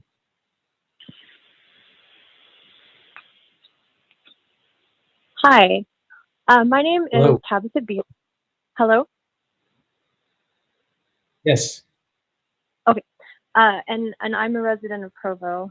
And from my understanding, the major premise for this is the concern that the fire marshal has expressed about the portable temporary storage and how the temporary storage is less safe than the permanent storage. And so the permanent storage is going to be put in. But as far as I can tell, there's no verbiage that is requiring Christensen to then limit the temporary storage or even reduce the temporary storage. And so in that case, it seems that permanent storage could be put in and the temporary storage could still remain, which would not resolve the safety concern that the fire marshal was expressing. Additionally, I was just wondering if there are any safeguards against terrorism. I know this sounds crazy, but I actually lived adjacent to Christensen at one point. And one night we were surrounded by police cars because they had found a man with a gun in the Christensen yard. So I know the fire marshal just expressed that it's very unlikely for something disastrous to happen. Are there any safeguards against instances like that? Thank you. Thank you. Yes, caller ending in numbers 8978. Go ahead.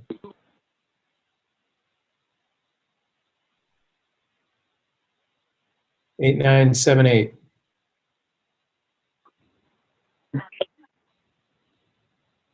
Hello. This is Todd Christensen. Can you hear me? Hello, Mr. Christian. Yes, we can hear you. How are you this evening, Council? Good. Thank you for calling.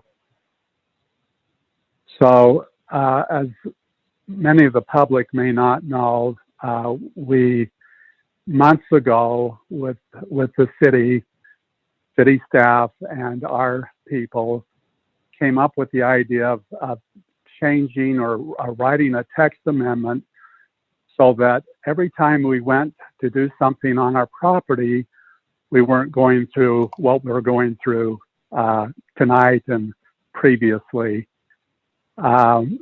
We feel like it was a very good collaborative effort, and some good results can come of this, as has been indicated by the fire marshal.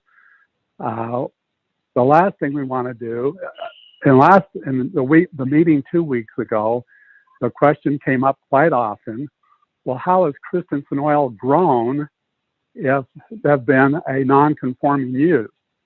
And to answer that question is, years ago, we went through what we're going through tonight, and we were stymied and weren't able to grow or develop our business. And so we finally had to take it to court, and the court awarded us a summary judgment, which allowed us to make the improvements that have been made over the years.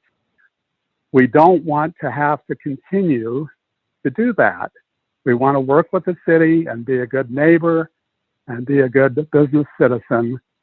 So as such, we came up with this idea of changing the zone so that we would be a conforming use rather than a non-conforming use.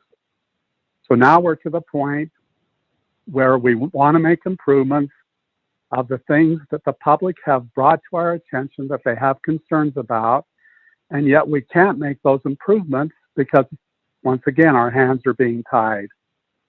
So we appreciate the city council researching this and getting the facts and wanting.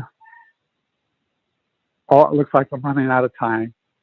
But anyway, we appreciate the city council and city staff helping us with this project.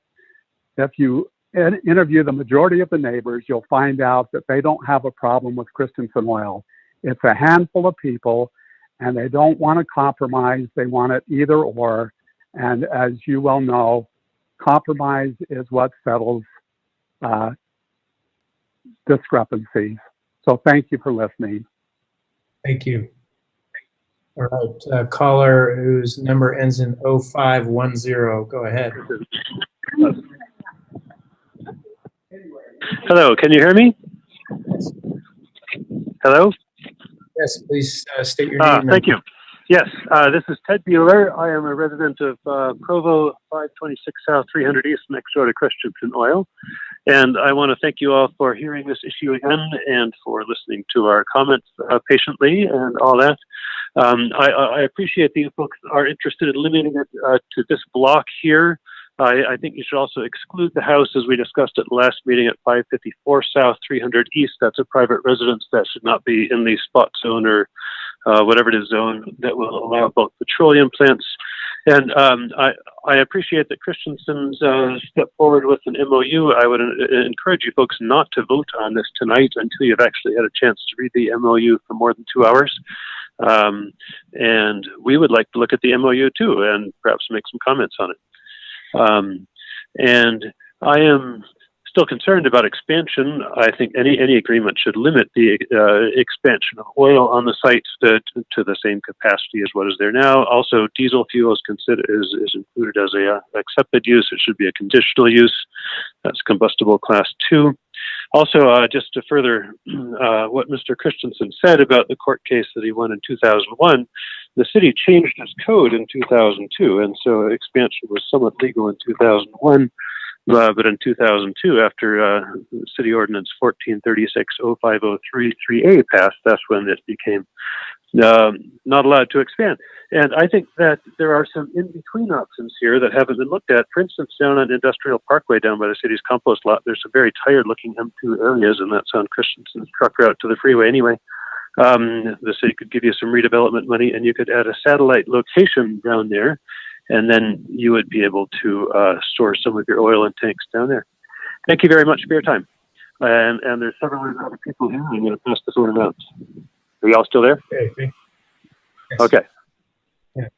Thank you. All right. We have a caller whose number ends. I'm sorry. Was there somebody else on that same number? Yes, there is. I misunderstood. Go ahead. Okay.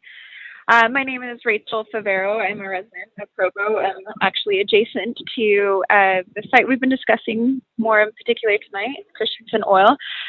Earlier tonight, Fire Marshal Schofield called this an unfortunate situation, and I fully agree. It is unfortunate that it's taken the concern of neighbors to get the city to focus on the daily operations at Christensen Oil that are not in line with the current laws, and including fire code. Things as simple as adding no smoking signs and limiting smoking of the workers within the yard are not things that took place until we started asking questions and showing our concerns. So I would appreciate being able to have the neighborhood and the citizens involved in this process more. The process of involving some of the groups in the neighborhood were actually specifically excluded some of the neighbors that showed opposition. So I feel like the process hasn't been completely open and inclusive, which is problematic. You also stated that Christensen says they have no intent to expand their footprint, but expanding the amount of hazardous materials stored on the property is an expansion and increased risk to the surrounding residential areas and truly the city as a whole. So I feel like overall, I feel like what needs to be done is to have an evaluation aside from just Fire Marshal saying that everything is okay. We've spent a year reviewing these things, consulting with experts in the fire industry and in the safety industry and the oil industry, which have given us enough information that things could be done differently and should be done differently, that we've continued trying to work with Provo City and with Christensen Oil to make this a safer operation, especially in consideration of it being in a residential area. So I would strongly ask that there be given an evaluation from somebody else who's not already directly linked with this situation and might have some other compromising influences going on. Thank you. Thank you. All right. We're going to whose number ends in 8975. Go ahead. Did you? Oh, are there more people from that other number? Somebody want? Yes, there is somebody else here who wants to speak. Can you just tell us how many people so I can? Okay, there are two more, three more. Three more. Okay, go ahead. Okay. Hi there, this is Carolina Allen, resident of the Mesa neighborhood. One of the issues that I wanted to bring up is the fact that a lot of neighbors that I've talked to aren't really aware that this is happening, and not much has been done to notify people about it. So, I've had the opportunity to just chat with people with kind of around a 6 block radius of Christensen, and a lot of people have shown concern that they don't want Christensen to expand. And so I think we just really want clarity on what expansion means. Does it mean they might not expand their footprint, but does it mean that they would be able to add additional storage of oil on their property? If so, that's not what people are wanting. I've spoken out to 86 neighbors, all of which who signed our petition and who are opposed to the expansion under that idea that they do not want more oil tankers to be stored on the property. And so we want like very clear, like non-vague language that could specify that that we could assure that that wouldn't happen.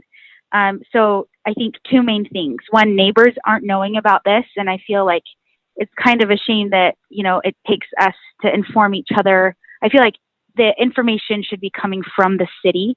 And then of the 86 people that I spoke to, all of which signed the petition, they do not want Christensen to expand. So we want clarity on what does it mean to expand? Are they going to be allowed to store additional containers of oil on their property? And if that's the case, 86 of our neighbors do not want that to happen. So thanks for listening and listening to our concerns, and we appreciate all of your work and time on this issue. Thanks. Thank you. And I am now the next person. My name is Michael Horito. I live here in the Mazer neighborhood, close by all the previous commenters. And I also wanted to express my opposition to the zoning text amendment. Additionally, it's always been a little bit of a frustration to see this sort of situation where a company does something more or less illegally, and then after they've done so, then they apply for the change that would have been required previously. And sympathies are often expressed that, oh, well, since they've already put in so much effort and so much work and they've demonstrated all this or that we should go ahead and allow that. And I'm not saying that's what you're doing, but I'm saying when that type of precedent gets set, it's very frustrating to us as a neighborhood because we constantly are trying to improve the situation in our neighborhood, and then we feel very disenfranchised from the entire system because none of our concerns are being addressed. As I look at it, and if you look at a map, you see this sort of facility right next to residences. And I can't imagine that you would go anywhere and find it, this sort of situation where you have a facility like Christensen Oil here right next door to houses where children are raised and born and families, and there's senior citizens that live here. There seems to be a common sense reason why these types of facilities are located in a heavier industrial type of location and not right here. And I realize they've been here for years, and they were here at a time probably before there was as many residential properties, but I know some of these, I'm looking around and I'm like, some of these houses are over 100 years old, so I'm pretty sure they predate Christensen Oil. So for whatever reason that it was originally approved, I think we should re-look at that and understand that that's probably outdated, whatever thinking was being used back then, and that this type of facility should expand in a different location further away from residences. Thank you for your time, and I appreciate you listening to our concerns, and I will pass the phone to the next person. Thank you. Hello?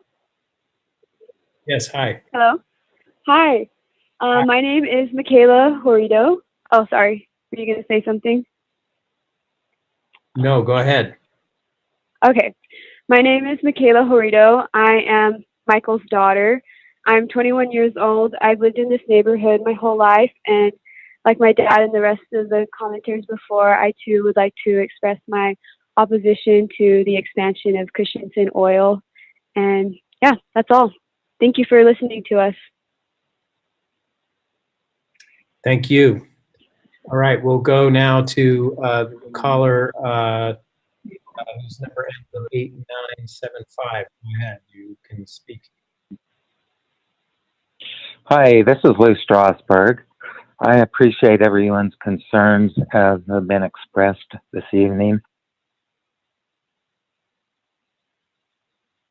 Oh, I'm terribly sorry. I think I just accidentally, oh, shoot. I think I just cut him off. Here we go. Sorry, Mr. 8975. Go again. I accidentally cut you off. Yes, thank you. There? Yes, this is Lou Strasberg. I've worked for Christensen Oil as their controller for a number of years, and it's interesting to listen to everyone's concern.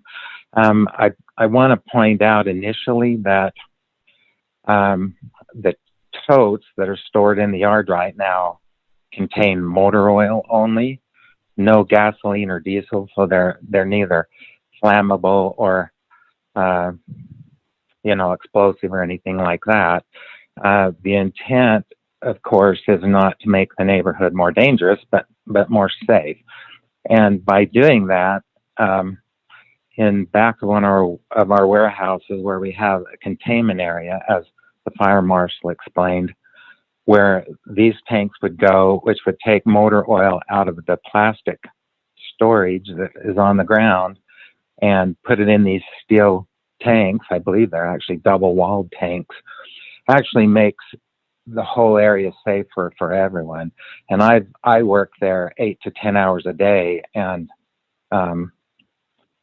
I haven't contracted cancer from breathing the fumes or anything like that.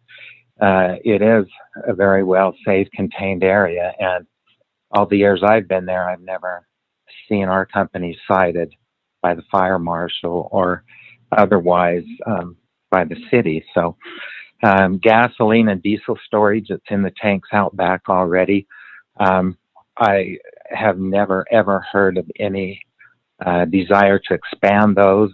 Generally, they're only about 25% full of product. And I know some of the motor oil tanks that we installed out back, we installed them horizontally so that they wouldn't impair anyone's view or, raise concerns about the height of them.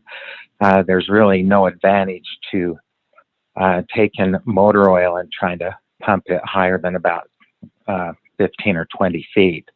So that makes no sense either. But I think it's been a fair concern of the neighbors that as you listen to the three that did the presentation, there has been a lot of thought going into making our system more modern for the times that we live in.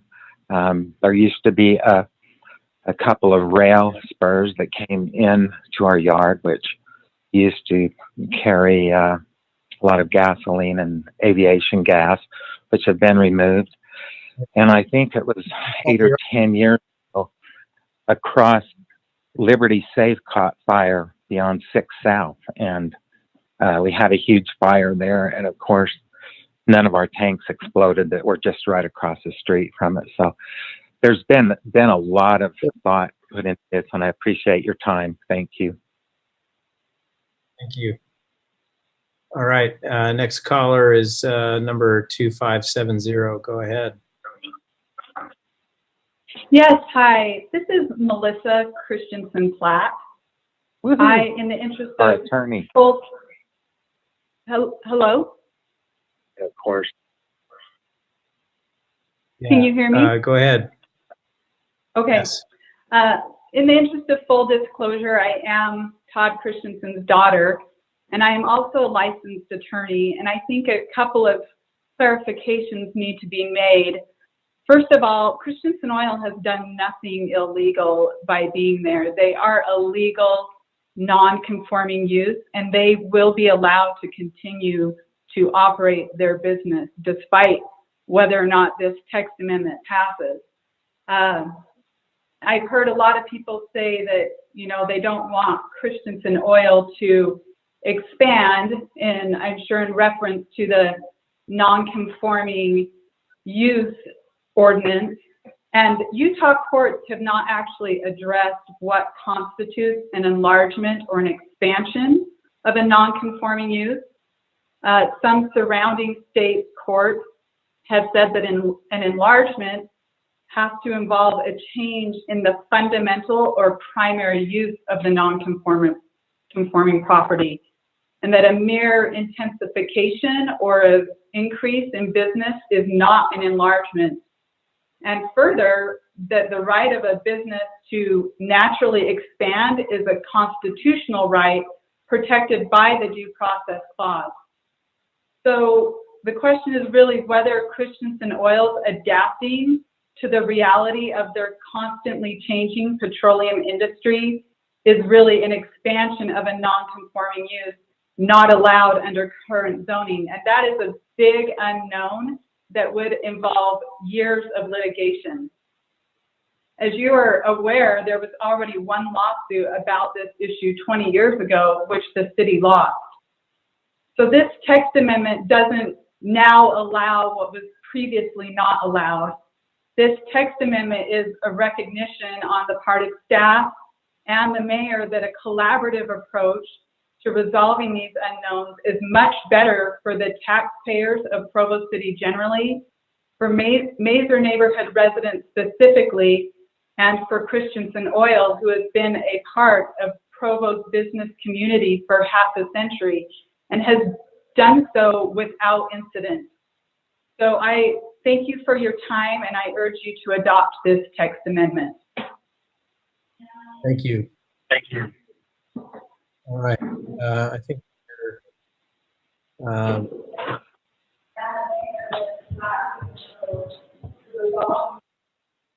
we have two other callers, but I don't see a hand up. So I'll bring it back to council for further discussion. Yeah, okay, so we're back to council for discussion. Any discussion on this item or questions for our presenters?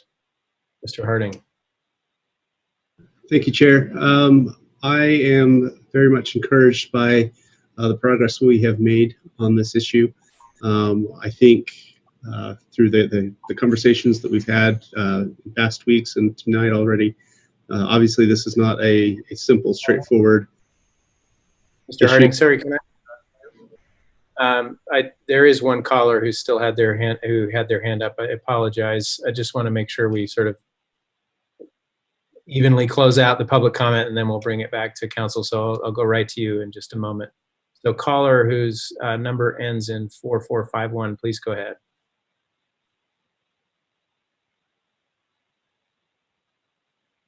Hello, caller 4451.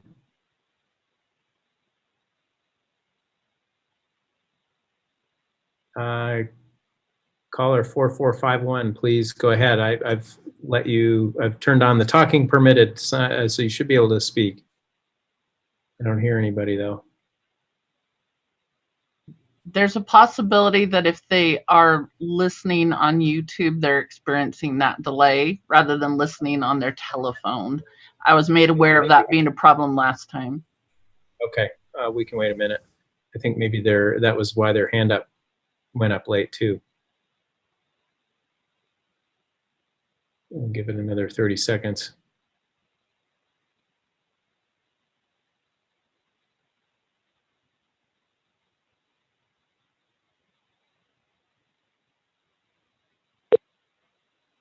Hello.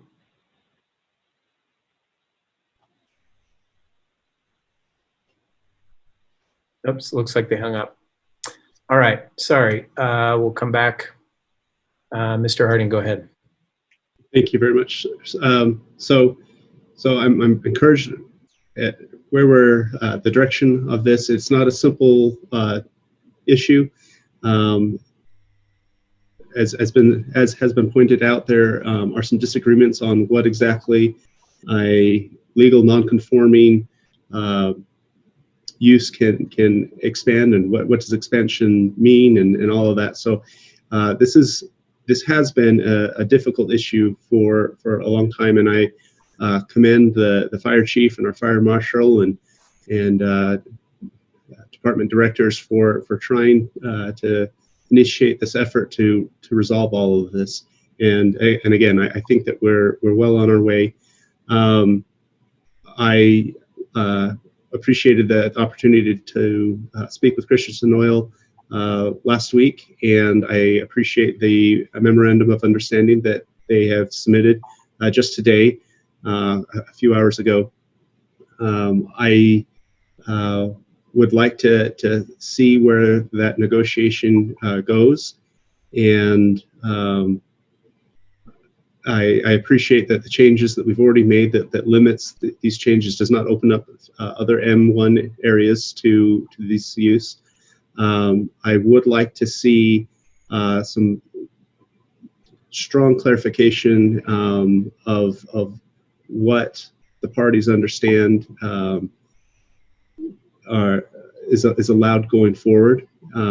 Basically, if any of the uses are, anyway, just that negotiation of the contract. I'd like to see it clear what is allowed and what isn't allowed, and then if we can define what is expansion, what does that look like.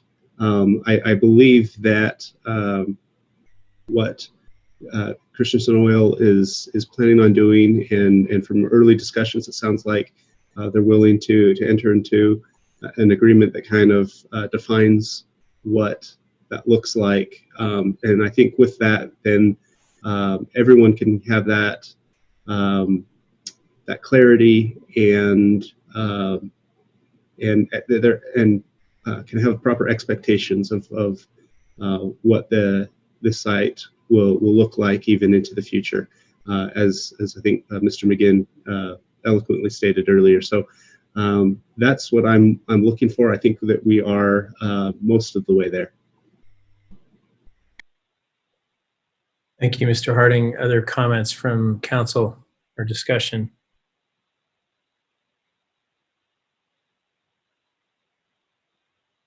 I have a few comments. If go ahead, Mr. Hoban. Well, I appreciate the Christiansens, the work they've done. I also appreciate all of the citizens and the engagement. That's one of these things I love about Provo is people are very engaged, and regardless of your views on this topic, I just am encouraged with the amount of civic engagement. So I think to echo what Mr. Harding was saying, I think we're getting there, finding some sort of amicable solution to continue to allow Christensen to thrive as a business, while at the same time ensuring that ultimately the people that we're all here for, the citizens, are content and feel somewhat at peace with whatever resolution we can come to. I mean, ultimately, the city exists to serve the people, and part of serving the people is ensuring that we have good economic development and strong businesses. So we have to weigh and balance those kind of competing yet similar competing yet same interests there. I think I appreciate Mr. Schofield's information on that that Christensen is following the fire code. I also think that perhaps we shouldn't look at the fire code as an end-all be-all. For example, we have, that's the minimum standard in my view.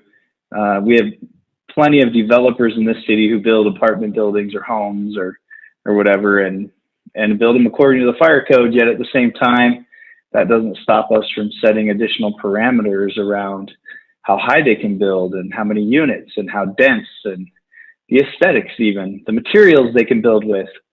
So I don't think it's outside of our purview, and I don't see why we would hesitate to set perhaps comparable parameters for a business, regarding how high the tanks can be and how many tanks and the aesthetics and the materials. I think that's within our purview. I think that it's somewhat of our responsibility, especially in a situation like this when, albeit maybe perhaps not, it's not going to explode like it does in the movies, but it is flammable material. It is adjacent to residential, and it is a use that's, we wouldn't typically have in an M1 zone. So I think it's okay for us to be a little more particular in the situation. That being said, I don't want to stop Christensen from thriving as a business. I don't want to move them. I don't want to, keep them from operating or even take away from where they are now. I do think we should look at, to Mr. Hardy's point, what is expansion? Nobody likes things to get bigger, and Christensen has agreed to take a look at the possibility of tank size and tank height and the number of tanks. I think as well, sometimes when it's out of sight, it's out of mind. And I think that the temporary totes cause an issue, if nothing else other than perception. And so, I'd like to see Christensen look at something like a permanent warehouse that is sprinklered and, someplace that they can store or house those temporary totes. Now, I think those totes are going to be like fat cells and liposuction. Yeah, perhaps they're going to build new tanks and put those totes, what's in those totes into these tanks. But the reality is, like liposuction, you could suck out those fat cells. They're going to come back if you don't change the underlying issue, which is that in this industry, the market environment is that they need to have temporary totes in order to operate and pivot and be able to adapt and adjust. And so I think those totes are never going away. There will always be totes. I think what we need to look at is, can we work with Christensen on similar to the height of the tanks? Can we work with them on how many totes and how they're stored and some sort of permanent house for them? And so I guess the way I look at it is, let's continue to allow Christensen to thrive, but let's find a way for the neighbors to thrive as well. And I'm hoping and I'm hopeful that we can find some ways to appease both sides in a sensible way. And so I look forward to continuing the conversation with Christensen and the residents as well to find a resolution to this. And I hope that some of the things that I've expressed can be considered, and frankly, they have been at this point in those conversations with Christensen. So I'm encouraged, like Mr. Harding said, that we make good progress and we're on the right path. Thank you, Mr. Hoban. Mr. Sewell. Thank you. Oh, I'm very encouraged at the direction this is going. We have a very valuable business that we want to keep, and we all recognize that if we were starting from scratch, we wouldn't want it in this particular location, but it's there and the business has grandfathered rights. And so I think there's value in clarifying for both sides what those rights are. I thought the MOU was a big step forward. I agree with Mr. Harding that I'd like to see that clarified very carefully, so everyone knows what is meant by expansion and what the limits are. And I did have one question for our legal team in that regard.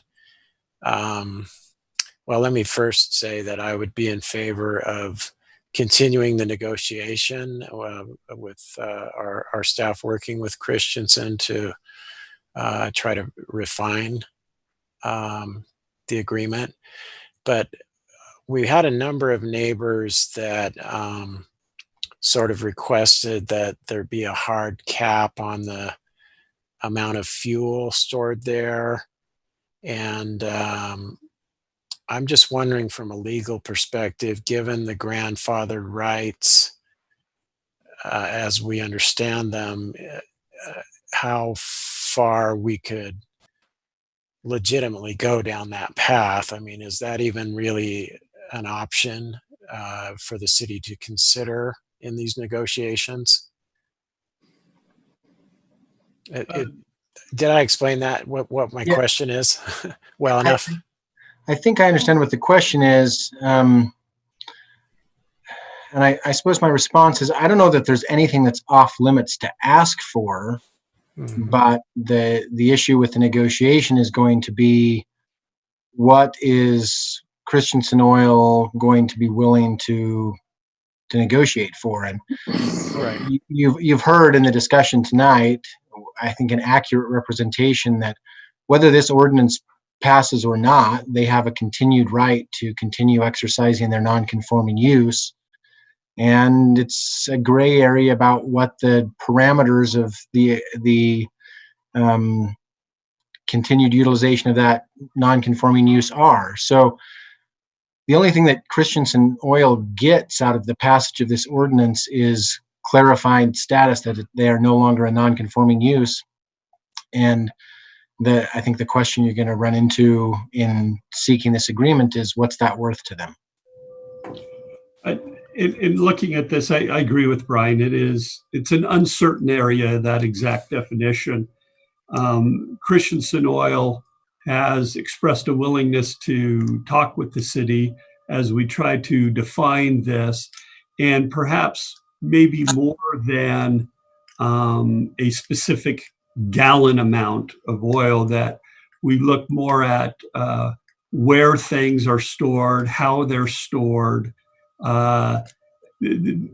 because I would imagine one of their concerns will be, we don't understand exactly the market. Functionally, there's a limitation on the site of where you can put things. And I think it would be a good, knowing that concern, to sit down with Christensen Oil and talk about, okay, if we do, if you are conforming, how and where those permanent tanks go in and reduce some of the totes. Realistically, the totes won't go away, not all, but where can they go? How can they be in an area that's safer and better for everyone, whether that's in a building or a containment area, would be a really good discussion point to follow up on. Thank you. And if I could just make one follow-on comment. I feel like this is one of those cases where, both sides, if you will, aren't going to get everything they want. But I think there's a big advantage to coming to an agreement here, clarifying and defining things so that we don't leave the door open to possibly more litigation and problem. So I'm definitely in support of staff continuing down this road in the negotiations. Thank you, Mr. Fillmore. I feel to concur with what's been said by other council members. I think we're on the right path. I certainly acknowledge the sincere concerns of the neighbors, particularly in the Mazer neighborhood. My experience is that in these situations, that two things are key. One is education. The more we know that actual facts and not just rumor or unfounded fears, the easier it gets to find a good resolution. Second thing is reliance upon genuine experts. And in our case, as a city council, the experts we rely on are our fire chief and our fire marshal. And both of them have been unanimous and very straightforward in confirming for us that they believe that not only has Christensen made a lot of changes in the past to make their facilities safe, but they're willing to make more changes. And more importantly, that this particular ordinance change will in fact make the site safer. While there may be some expansion, unquote, of what they do there, the fact is that it will be a safer operation. And when I took that tour with Mr. Hoban and the chief and the fire marshal and others, we had a chance to ask all the questions we could think of. And then we proposed the possibility of this memorandum of understanding to tighten things up even further. And we found Christensen very responsive to that. And so I believe that that MOU can bring some greater peace of mind to the neighbors, hopefully, as we collaborate to find a fair and reasonable compromise here. It should address things like safer truck routes that don't go through the neighborhood, the minimum outdoor totes, expanded use of containment basins, and most importantly, this ordinance will eliminate pressurized natural gas tanks, which are the greatest risk under the existing ordinance. So I'm encouraged and I'm optimistic that we can put together not only an ordinance, but a memorandum of understanding that can bring greater comfort to everyone on all sides of this.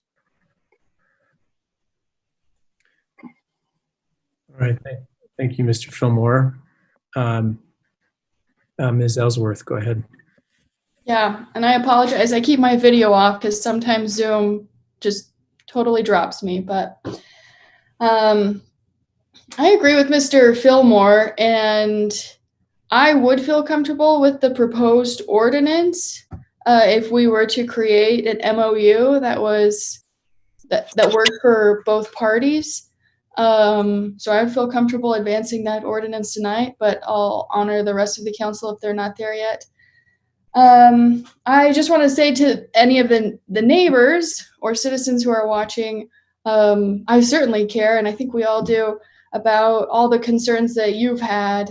And I've read all of the emails that you've sent, and there was some concern at least 2 weeks ago, and maybe tonight again, that our noticing is imperfect and that it's flawed, and there is not a perfect noticing system, and I wish there was. And unfortunately, we can't reach everyone. This morning I went out and I taped notes on people's doors who lived immediately around Christensen Oil, because I wanted to make sure that they had my information and that they had good, accurate information from the fire marshal. And one woman contacted me on the phone, and she doesn't have a computer, so she would not be able to get email maybe, and she wouldn't be able to watch these proceedings, and she wouldn't see conversations on Facebook. So I was glad that she reached out to me via phone in a way that she could. So I just apologize that our noticing is not perfect, and I apologize in the future because I don't think it ever will be perfect. And that's just the way that, it's a matter of the many modes of communication that we have and try to utilize. Another concern that I 100% agree with our citizens on, and especially those concerned citizens, is that these two land uses are fairly incompatible. And the decision was made 85 years ago by a city council.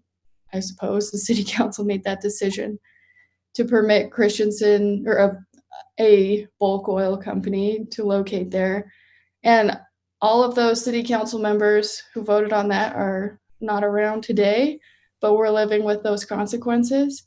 And I just hope that we don't make the same mistakes that they made, and that we prevent this going forward, because it is a really unfortunate co-location. Even though I do believe Christensen Oil is a safe business, it just doesn't look safe, or it doesn't look safe to people who aren't used to seeing bulk oil facilities, right? So that's another point that's important to me, is that just because it doesn't look safe doesn't mean it is unsafe. Those are not synonymous. So I appreciate all the work that our fire marshal and fire chief have done to investigate many detailed concerns in our process. And as for this decision that we have, it's important to me that we keep our residents safe, which I think we've been doing. Again, thanks to our fire chief and fire marshal and Christensen Oil. But it's also important to me that we don't regulate a good business out of business. I really don't want to over-regulate them. I don't want to push them out of Provo. I want those jobs to stay in Provo, especially where it is a safe, productive organization. So those are my thoughts. Thank you, Ms. Ellsworth. Go ahead, Mr. Sewell. I forgot to mention one thing as part of this. I would like to see if the council concurs that we, as soon as possible, rezone the plot that one house is on that's in the M1 zone to match the zoning of the houses surrounding it as just part of kind of this whole cleanup. All right. I have a couple of questions. Gary McGinn, one of the callers the caller that had ended up not making a comment because of some technical glitch, actually had a question about the yard, allowing the development services director to modify yard requirements. Now, I don't know more about what that question was, but could you comment a little bit about that? In the ordinances, there are certain yard requirements that come up, and the development services director, as they're working through a project plan, can take those and make modifications to those requirements in situations where it helps the site function better and to be a better development pattern, not just for Christensen, but it also need to work for the neighborhood itself, and that the development services director would need to make those findings that it is better for Christensen and the neighborhood. So that would be, is that beyond the scope of the memorandum of understanding? That's something that ends up being more ad hoc? That would happen if or when Christensen say they were putting in a new warehouse to contain totes. Then that ordinance would come into play at that time, that provision. Okay. Well, I want to apologize to the caller for the drop call. I don't know what actually happened there, but and I want to say a few things about communication, kind of following on what Ms. Ellsworth mentioned. We do always find that we don't reach everybody, and there are certainly during this time of COVID-19 citizens who have limited access to online information, and so we've had to make some adaptations and may continue to have to make those adaptations to make sure that we're reaching everybody. I've always believed in the old-fashioned method of picking up a phone and making a phone call or directly contacting city council members, and I would just echo what she said about the fact that I'm always available and will try to answer every email, any question that's posed to me. There have been many emails I've received just in the last couple of days, and I just haven't had time to respond, but I've read them all and been very grateful for them. And, from where I sit, I definitely see, sometimes very different versions of the same thing. I think that's probably the nature of political conflict, but I do believe sitting down and talking is really beneficial. And I did sit down and talk with the people at Christensen Oil and was guided through the facility by the fire chief and the fire marshal, and that was very, very helpful to me. So I would recommend that. I know the Christensen Oil people have offered to reach out to neighbors in that regard, so I would definitely recommend that. And I do think the concerns of the neighbors are very, very legitimate. I do think the nature of this problem is such that these are two uses that are really not well matched, and we've said that repeatedly. I raised at last meeting that we ought to at least ask the question: can this be resolved by actually moving one or the other? And of course that doesn't sit well with either with certain factors, certain parties in this conflict. It also, frankly, is cost prohibitive, especially during this economy. There's no way as I looked into it further, I could justify spending the kind of money that it would take, let alone whether or not it's even possible, but to solve this problem. I think there's some serious reasons why that's not any longer on the table. So it does seem to me that the solution has to be a compromise. It has to be an agreement that will mean that not everyone is going to be perfectly happy, but hopefully most people are mostly happy, and that certainly we safeguard public safety and we are concerned about the well-being of individuals who live in the area, their health, and the safety of their children. So certainly the issue about where the trucks are driving, I think, is very, very high on my list. And I do think I can't seem to broker this difference, but I don't understand.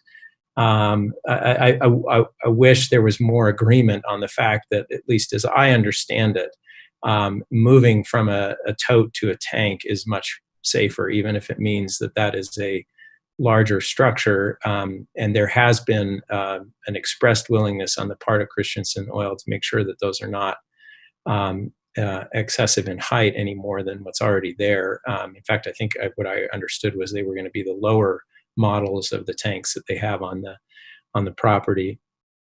So I guess I would just hope that people can see that this we're moving toward an agreement that is about preserving safety and also sort of making peace with the status quo. And maybe it's just the fact of making peace with the status quo that is unacceptable for some. And I can understand why that's very frustrating. But when you're talking about a business that's been there that long, and you're talking about residents that have been there that long, it's extremely complicated to sort of argue one way or the other. And I think, as Ms. Ellsworth said, one option, of course, is as city council, we can just sort of regulate Christensen Oil to death to the point that maybe they would desire to move, or to the point where they, could retaliate. And I don't think I have the political will or desire to do so, especially since I think there's a stronger track record than some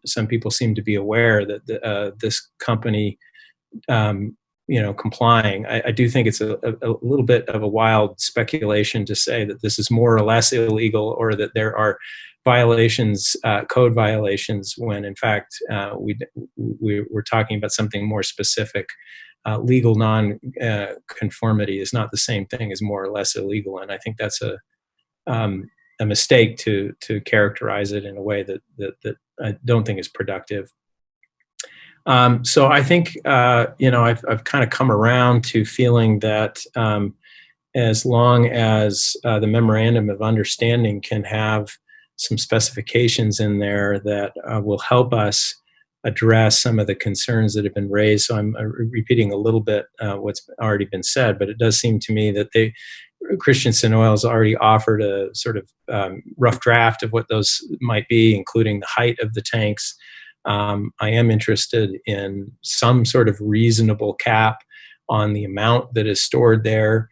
I do think that Christensen Oil, if they are interested in continuing to expand their storage, they really ought to look at another piece of property where they could safely store that fuel without any disturbance to the neighborhood, so that we can, if that's something that they end up needing to do, because I don't want. I think it was Mr. Hoban's analogy with I can always count on Mr. Hoban for an unusual analogy, but I think his liposuction analogy was apt in the sense that we could allow for these safer tanks, and then it just proliferates more of these totes. And I think from my conversation with the Christensen Oil people, that seemed to be something that they were aware was a legitimate concern, and it sounded to me like they were willing to come to the table to resolve that. So I guess that's all I want to say, except that I will try to respond individually to people. But I appreciate the concern the citizens have expressed, and again want to echo the appreciation for the hard work of our fire marshal and our fire chief and Gary McGinn and others who've been involved in this and helped us so well. Ms. Ellsworth, go ahead. Yeah, I just wanted to add, probably the most concerning thing that I've experienced in this debate and the many conversations that I've had is the lack of credibility that's been given to our fire chief and fire marshal. And I just want to just explicitly proclaim my gratitude to them and the patience and integrity and diligence that they've applied to this matter. And I have no qualms in saying that they are people of very high character, and I trust them explicitly. And I don't know how to convince citizens of that same thing, but I certainly feel that way, and I appreciate them. Thank you, Ms. Ellsworth. Actually, I probably should have said more than I did, because I've had the same struggle, and feel similarly that I do think, obviously distrust is unproductive. Distrust is sometimes necessary, right, for one's protection. And I can understand situations where abuse, trust makes one vulnerable to abuse. All I can say is from where I sit, I don't see anybody acting out of from a morally compromised position. I see people trying to be professional and putting public safety at the top of their priority and doing their very best. And hopefully we can build those relationships of trust a little bit more so that we can get to something that looks good for all concerned. Okay, any other comments or discussion from the council? We have an implied, sorry, I didn't mean to rush any answer to that question. Any other discussion from the council is certainly welcome. Okay. Mr. Shipley, yes. Yeah, I guess I'm a little uncomfortable with an MOU that's not signed and not finalized, that we're, that we would proceed with this. I'd much rather see that finalized and negotiated. So that's all I wanted to add. I think we're moving in the right direction. I echo most of what's been said, but I guess I don't see a reason to rush this if we're in the midst of a negotiation that could come to a good end on the MOU side of things before we proceed with this. Mr. Jones, would it be helpful to have a motion to that effect? I mean, I guess the question is, would it be necessary if for this kind of implied motion, there's nothing in the motion about a memorandum of understanding, but if the motion that I'm hearing Dave Shipley move toward here is something along the lines of we would continue this item with the expectation that we would have a more thoroughly negotiated and agreed upon memorandum of understanding that would accompany the text amendment in a future meeting that we could look at and make a final decision on. And maybe I'm jumping the gun on what Mr. Shipley was saying, but I'm sort of hearing that that's what you were leaning toward, and I've heard others indicate similarly. I think some have said they were ready to vote now, but anyway, Mr. Jones, what's your advice on this? Well, let me just kind of lay out the options first, but I think that you're walking down the road of one of those options, which is totally acceptable. So one option is to take a vote on the implied motion, and that vote either passes or doesn't pass. Passing means that the zone text amendment goes into effect without regard to there being any memorandum of understanding or any agreement of any kind. Voting on the implied motion and having it fail without some follow-up motion would just mean that the item is dead and that the text amendment has not passed, and the item ceases to be on the agenda in the future unless someone brings it back or makes some kind of other motion. And then your other two options are the ones that Mr. McGinn mentioned earlier. One would be to make a substitute motion to change the implied motion to refer to some type of agreement, and to indicate, much like we've done in the past with development agreements, that the ordinance is approved subject to the execution of a an agreement negotiated and executed by the mayor. And the difference, I guess I would say, between this situation and those is that usually in those development agreement situations, we have a pretty good idea of exactly what that development agreement is going to look like. There's been specific proffers made in the meeting of exactly what those details are. I don't think in this context we've really heard those. And so probably the other option, which Mr. McGinn mentioned and which I think you're leaning towards, is to continue the item with an expression to staff that they continue to work on a proposed agreement, and then it come back to the council when there's an agreement that administrative staff feel comfortable with for the council to review. All right, thank you. So do I have a motion, a substitute motion to that effect, to one of those latter options? Mr. Shipley. Yeah, I guess I would propose or motion that the last of those options, which is to do a substitute motion, or excuse me, to continue the item until such time as we have an agreement reached or a negotiation reached with a signed document that helps, add color to what we're voting on here. I'll just throw out there that normally our practice would be, well, there's two options there again. We could have the mayor could go ahead and negotiate an agreement that contains a provision that says that agreement is subject to the approval of the council and go ahead and execute it. More commonly in this type of situation, usually the administration would come back to the council with the agreement mostly negotiated to the administration's satisfaction, but not yet executed, so that the council could weigh in on it. Mr. Sewell. Well, I was going to ask first, Mr. Shipley, which of those two options that Mr. Jones outlined expresses his motion? I would say the latter, allow it to be negotiated, perhaps unsigned for our review. I'll second that motion. Okay, any discussion of that motion? I will just say I quite like it. I'm prepared to support that. I think the details are too important for us not to take a look at them, and I think it would be good to do so. Any other comment about that motion? Okay, seeing none, I'll call for a vote on that. Sorry, that's qualifying as just a or just a motion. It's a motion to continue with some additional. Okay. So the motion to continue with the additional directives as specified by Mr. Shipley. So I'll do the roll call. Mr. Harding? Yes. Ms. Ellsworth? Yes. Mr. Fillmore? Yes. Mr. Hoban? Yes. Mr. Sewell? Yes. Mr. Shipley? Yes. And I, George Hanley, will also vote yes. So that is unanimous in the affirmative.